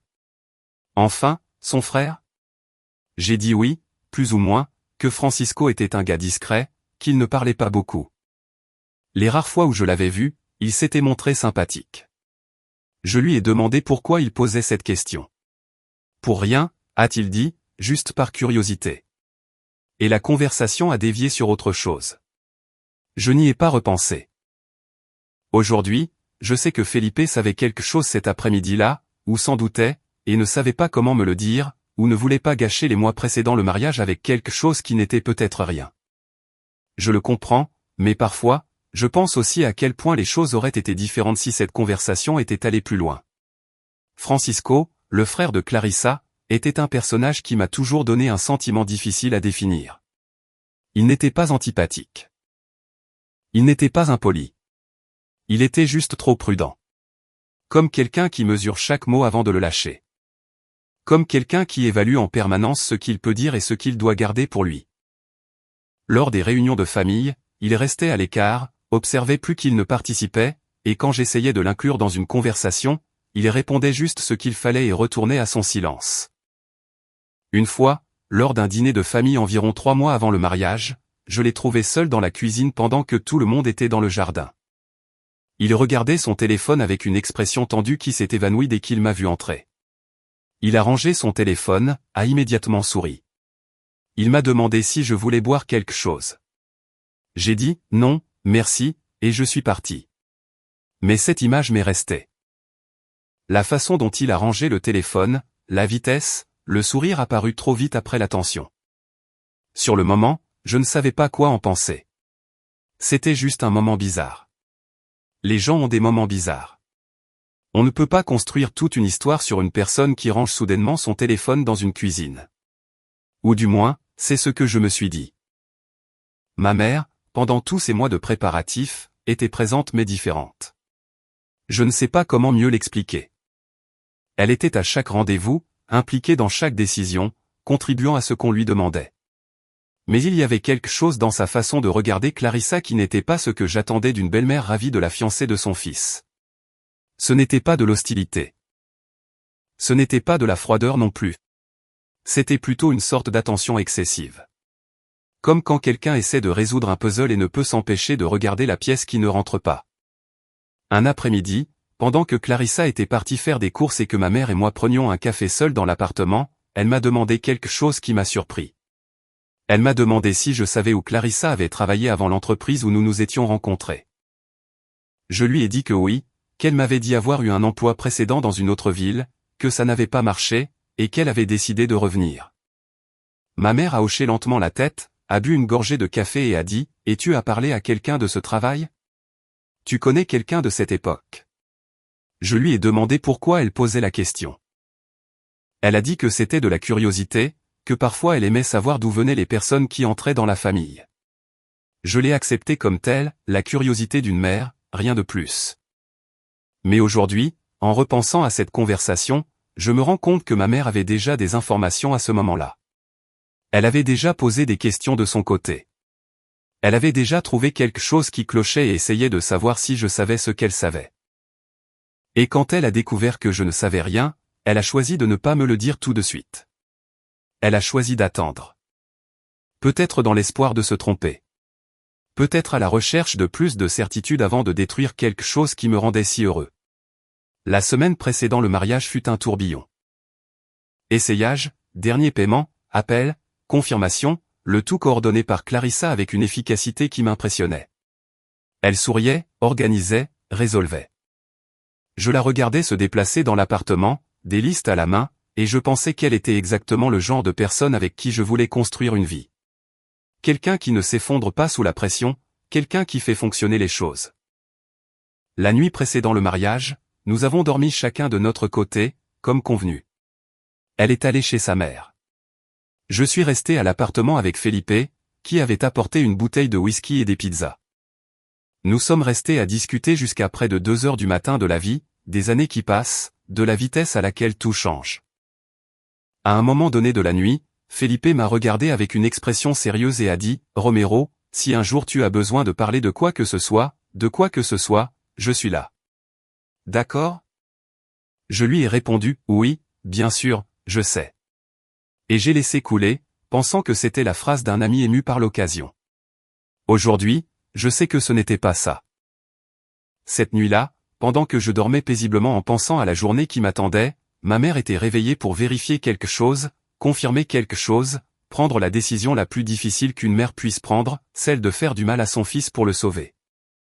Et le lendemain matin, à 10 minutes d'entrer dans cette église pour dire « oui », devant 120 personnes, elle m'a pris le bras et m'a chuchoté ce qu'elle m'a chuchoté, et je ne savais toujours rien.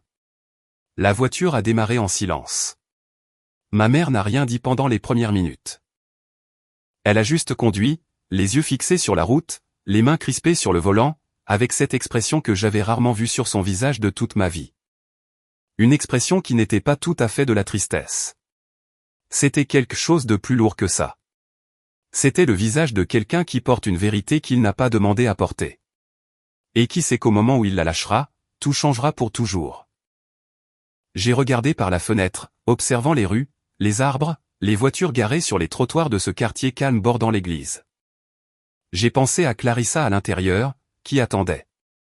J'ai pensé à Felipe regardant vers la porte, se demandant où était le marié.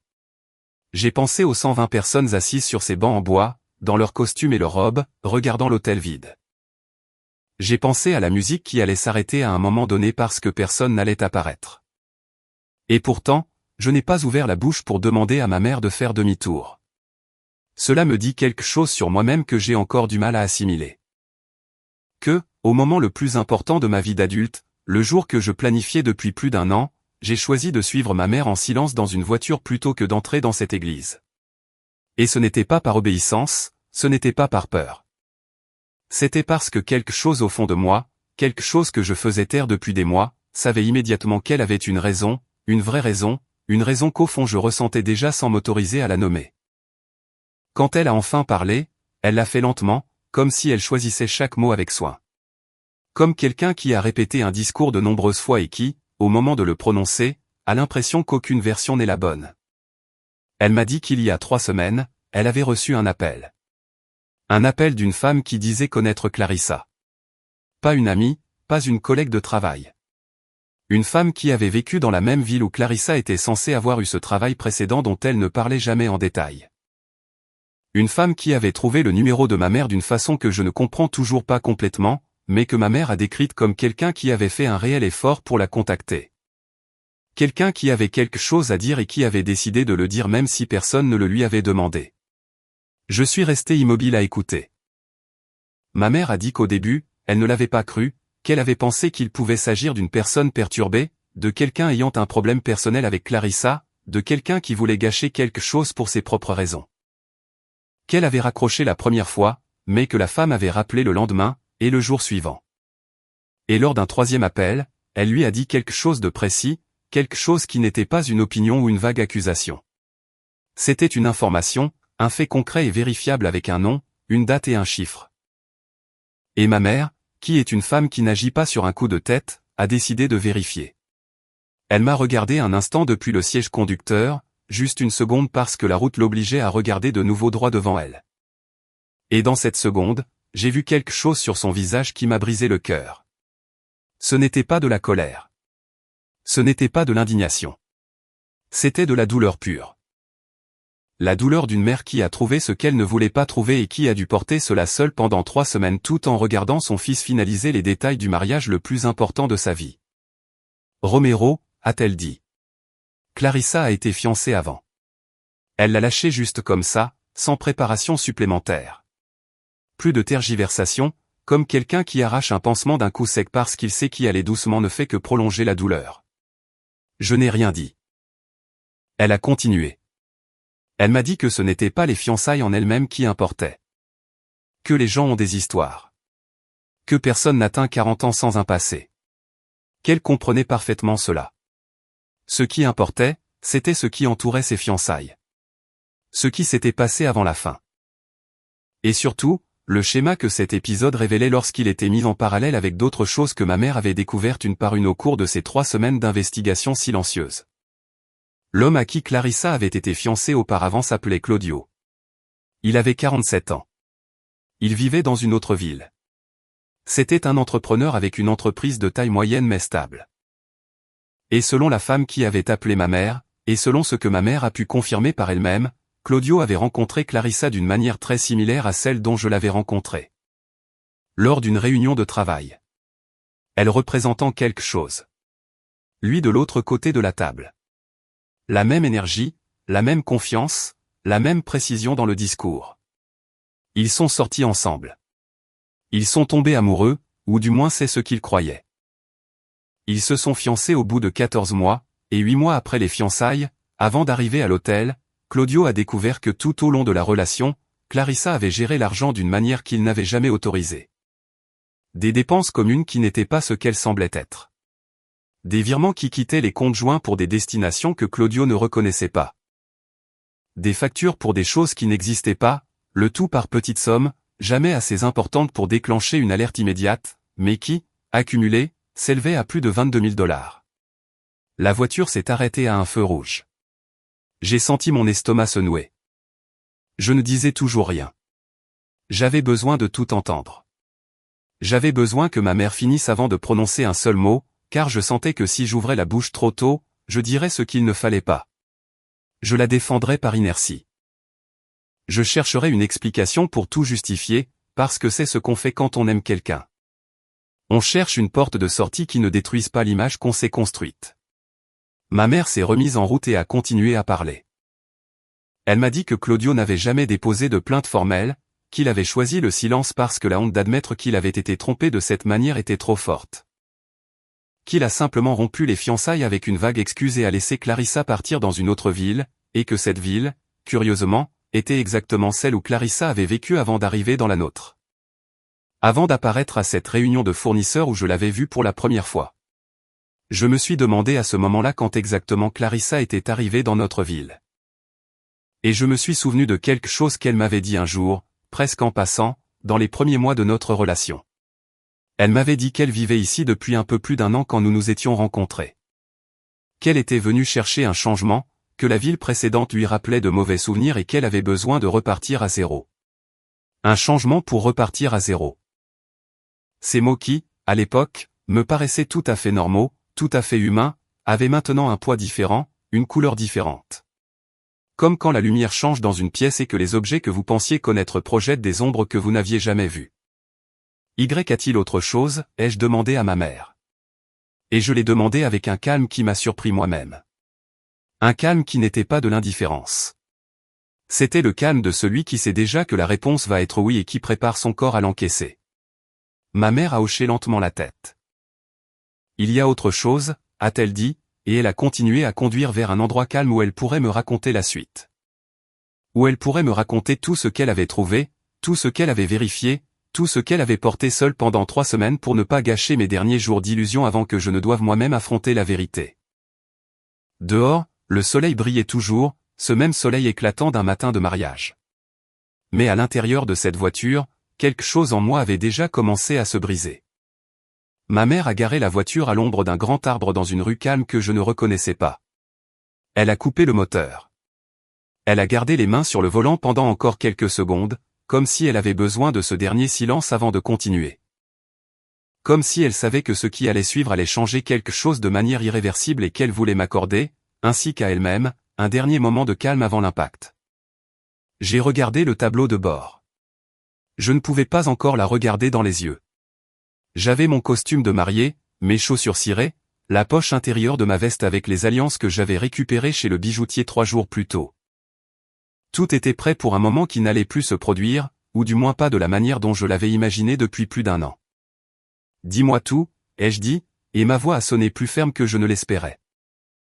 Ma mère a pris une grande inspiration et a commencé depuis le début, depuis le premier appel de la femme qui avait décidé de la contacter parce que, comme elle l'a expliqué, elle ne pouvait pas garder le silence en sachant ce qu'elle savait. Cette femme s'appelait Karina. Elle était la voisine de Claudio, l'homme à qui Clarissa avait été fiancée auparavant. Elle l'avait vu s'effondrer après que tout ait éclaté au grand jour. Elle l'avait vu fermer son entreprise pendant un certain temps parce que la perte financière et émotionnelle l'avait paralysée. Et quand, d'une manière ou d'une autre, par des contacts que ma mère n'a jamais totalement compris, Karina a découvert que Clarissa était sur le point de se remarier, elle a décidé qu'elle ne pouvait pas rester les bras croisés. Elle ne l'a pas fait par vengeance. Ou du moins, c'est ce qu'elle a dit à ma mère. Elle l'a fait parce qu'elle connaissait la fin de cette histoire, parce qu'elle l'avait vue en personne. Parce qu'elle avait soutenu Claudio alors qu'il essayait de reconstruire ce qu'il avait perdu, et elle ne voulait pas qu'un autre homme traverse la même épreuve. Ma mère l'a cru, pas immédiatement, mais elle l'a cru et a commencé à enquêter de son côté. La première chose qu'elle a faite a été de chercher le nom de l'entreprise où Clarissa était censée avoir travaillé avant de venir dans notre ville. Clarissa l'avait mentionné une fois au cours d'une conversation en famille, de façon désinvolte, sans y accorder beaucoup d'importance. Ma mère s'en souvenait parce qu'elle avait une bonne mémoire pour ce genre de détails. Elle a cherché l'entreprise. Elle existait. Mais quand elle a essayé de trouver une trace de Clarissa en tant qu'employée, elle n'a rien trouvé de public. Ce n'était pas nécessairement étrange. Toutes les entreprises n'ont pas de registres accessibles, mais cela a soulevé un premier doute. La deuxième chose qu'elle a faite a été de parler à une de ses amies qui travaillait dans le secteur financier. Sans donner de nom, sans entrer dans les détails. Elle lui a demandé comment fonctionnaient certains types de mouvements d'argent au sein des couples, comment quelqu'un pouvait retirer progressivement des fonds sans que l'autre personne ne s'en aperçoive immédiatement. Son ami lui a expliqué que c'était plus courant qu'il n'y paraissait. Que la méthode classique consistait à fragmenter les montants pour qu'aucun ne soit assez important pour déclencher une alerte. 100 $ par-ci, 200 $ par-là. Un paiement en espèces qui avait toujours une justification raisonnable, et que si c'était fait patiemment, avec quelqu'un qui ne vérifiait pas ses relevés bancaires en détail, cela pouvait être maintenu pendant des mois sans que personne ne se pose de questions. J'ai entendu cela et quelque chose dans ma tête a commencé à s'activer. J'ai commencé à me souvenir de choses. Je me suis souvenu des 1400 $ en espèces que Clarissa avait apportés pour les dépenses du mariage sans que je ne demande trop d'où ils venaient. Je me suis souvenu que ces 6 derniers mois, elle s'était occupée de plusieurs paiements partagés de l'appartement parce que j'étais très pris par le travail et que je lui avais délégué cette partie sans arrière-pensée. Je me suis souvenu qu'à 2 reprises, j'avais vu des prélèvements sur le relevé de notre compte joint, que nous avions ouvert 4 mois plus tôt pour commencer à organiser les dépenses du mariage, que j'avais supposé être des paiements pour le traiteur ou le photographe. Mais que je n'avais en réalité jamais vérifié en détail. 2 prélèvements, un de 340 $, un autre de 280 $. À cet instant, assis dans cette voiture sous cet arbre, je m'en suis souvenu avec une clarté presque physique, comme si ma mémoire les avait gardés dans un tiroir séparé. En attendant le moment où ils prendraient tout leur sens. J'ai demandé à ma mère si Karina lui avait dit quoi que ce soit sur la façon dont Clarissa opérait exactement, sur la méthode, sur la façon dont Claudio avait fini par tout découvrir. Ma mère a hoché la tête. Elle m'a dit que selon Karina, Claudio l'avait découvert par hasard. Qu'un jour, en examinant des papiers de son entreprise, il avait trouvé une facture qu'il ne reconnaissait pas. Que lorsqu'il a essayé d'en remonter la trace, il a découvert qu'elle était liée à un compte que Clarissa avait ouvert en utilisant des informations de son entreprise. Des informations auxquelles elle avait eu accès parce qu'il lui faisait une confiance aveugle et l'avait incluse dans plusieurs processus administratifs. Et que lorsqu'il a commencé à tirer sur ce fil, il en a trouvé d'autres, et encore d'autres. Et qu'à la fin, quand il a tout additionné, le chiffre était tellement énorme qu'il n'arrivait pas à croire qu'il n'avait rien vu plus tôt. 22 000 $ accumulés en un peu plus d'1 an. Je suis resté silencieux un instant. 22 000 $ en 1 an avec de petits montants, avec des justifications raisonnables, avec la confiance d'un homme qui aimait une femme et n'aurait jamais pensé qu'il devrait auditer cette confiance.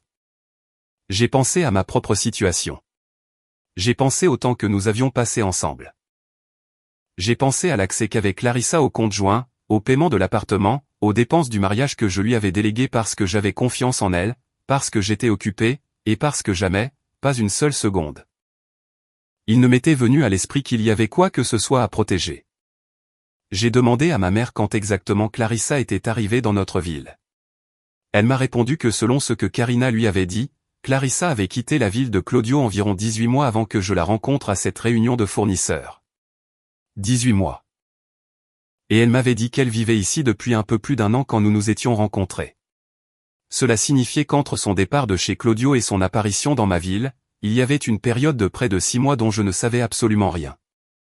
6 mois qu'elle n'avait jamais mentionnés. 6 mois qui n'apparaissaient dans aucune des histoires qu'elle m'avait racontées sur sa vie d'avant. Comme si ces mois n'avaient tout simplement pas existé. Où avait-elle été? Que avait-elle fait?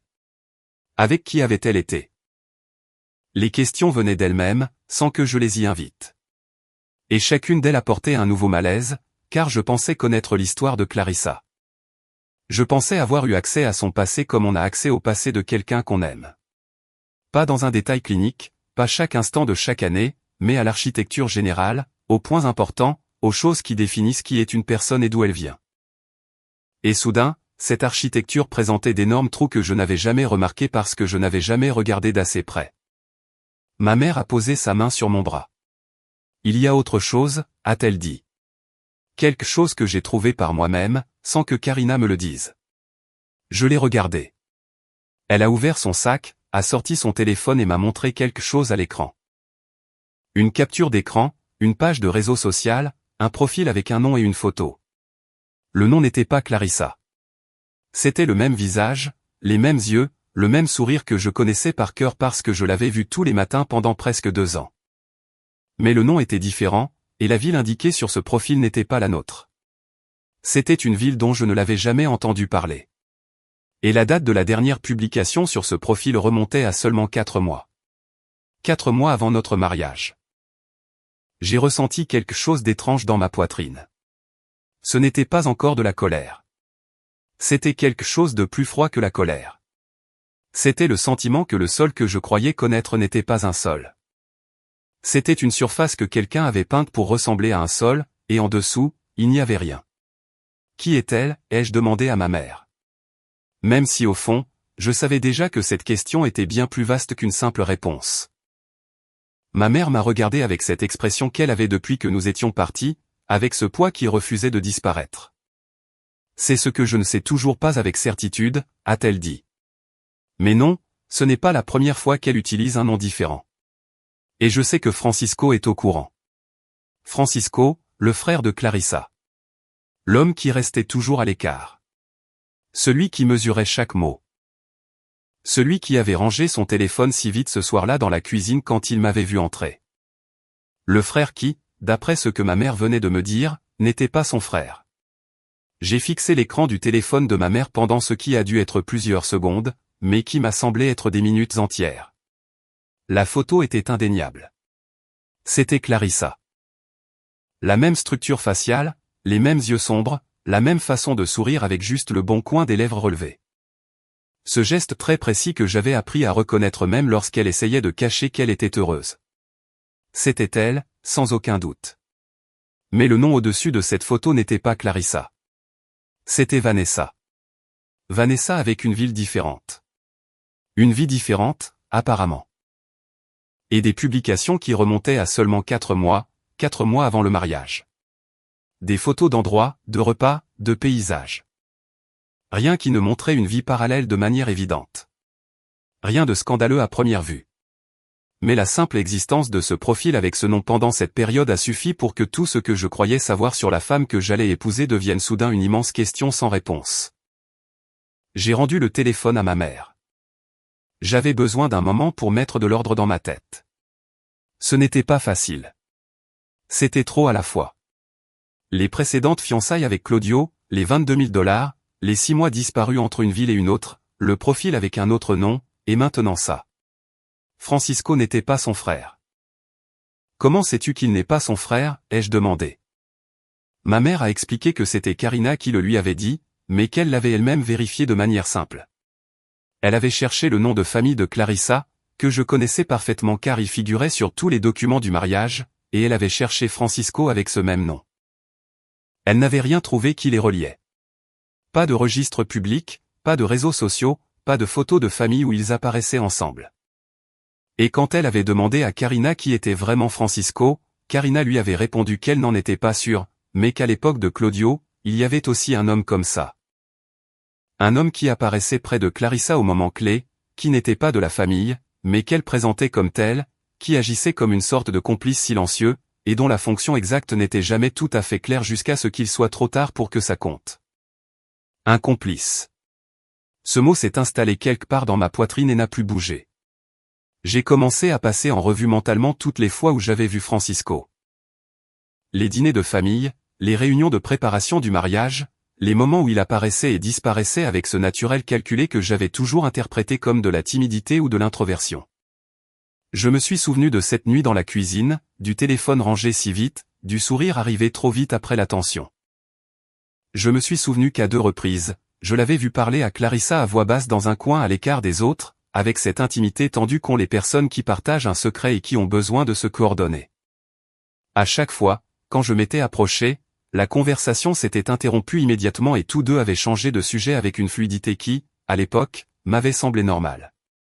Rien de tout cela ne m'avait paru normal au moment où je l'ai vécu. Et pourtant, je l'avais assimilé comme normal parce que c'était plus facile, parce que l'alternative était inconfortable, parce qu'on ne veut pas être l'homme qui se méfie de sa propre petite amie 3 mois avant le mariage. J'ai demandé à ma mère si elle savait quel rôle exact jouait Francisco dans tout ça. S'il était simplement quelqu'un qui savait ce que faisait Clarissa et la couvrait, ou s'il y avait une part plus active de son côté. Ma mère a hésité avant de répondre, non pas parce qu'elle ne savait pas quoi dire, mais parce que ce qu'elle s'apprêtait à dire était la partie la plus difficile pour elle. Elle m'a dit que selon Karina, dans le cas de Claudio, il y avait eu un moment vers la fin, alors que Claudio commençait déjà à se douter de quelque chose sans avoir encore de preuves claires, ou l'homme qui accompagnait Clarissa à l'époque. L'équivalent de ce que Francisco était pour moi maintenant, était intervenu d'une manière très précise. Il avait créé une diversion, un problème extérieur, quelque chose lié à l'entreprise de Claudio qui avait accaparé l'attention et l'énergie de ce dernier pile au moment où il était sur le point de tout découvrir. Et ce laps de temps supplémentaire avait suffi pour que Clarissa finisse de déplacer ce qu'elle devait déplacer avant qu'il ne puisse l'en empêcher. Une diversion calculée, au moment exact où elle était nécessaire. J'ai pensé aux dernières semaines avant le mariage, aux problèmes apparus de façon inattendue, un conflit avec un fournisseur pour le traiteur qui avait engendré 2 jours d'appel et de négociations. Un problème avec les papiers de l'état civil qui avait nécessité 3 visites et une perte de temps considérable. Des choses qui, dans le contexte de l'organisation d'un mariage, semblaient tout à fait normales. Des contretemps typiques, le genre d'obstacles qui surgissent toujours quand on coordonne un événement important. Mais et si ce n'était pas des contretemps? Et si c'était des diversions? Et si quelqu'un les avait créés intentionnellement pour m'occuper, pour m'obliger à regarder ailleurs, pendant que quelque chose d'autre se passait là où je ne regardais pas? L'idée était si inconfortable qu'une partie de moi voulait la rejeter immédiatement. Je voulais me dire que j'exagérais, que je construisais une conspiration à partir de coïncidences, que le stress du moment me faisait voir des schémas là où il n'y en avait pas. Mais cette partie de moi devenait de plus en plus petite parce que les informations que j'avais n'étaient pas des sentiments. Ce n'étaient pas de vagues intuitions. C'étaient des faits concrets que ma mère avait vérifiés un par un au cours de 3 semaines de silence prudent. Je lui ai demandé s'il y avait quoi que ce soit lié à l'argent qu'elle avait pu confirmer dans mon cas spécifique. Quelque chose de concret, pas des suppositions, des faits. Ma mère a rouvert son sac.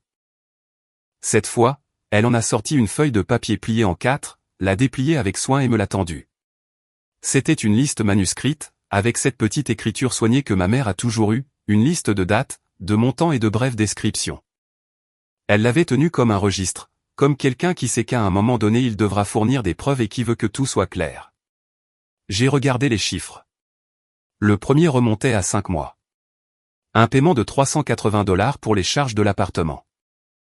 Selon la description donnée par Clarissa à l'époque, ma mère avait vérifié auprès de la compagnie correspondante. Le paiement réel ce mois-là avait été de $140. La différence, $240, n'avait aucune destination traçable. Le deuxième remontait à 4 mois. Les $340 dont je m'étais moi-même souvenu quelques minutes plus tôt dans la voiture, prétendument une avance pour le photographe. Ma mère avait appelé le photographe. La seule avance enregistrée dans son contrat avec moi était celle que j'avais faite personnellement avec ma carte 3 mois avant le mariage.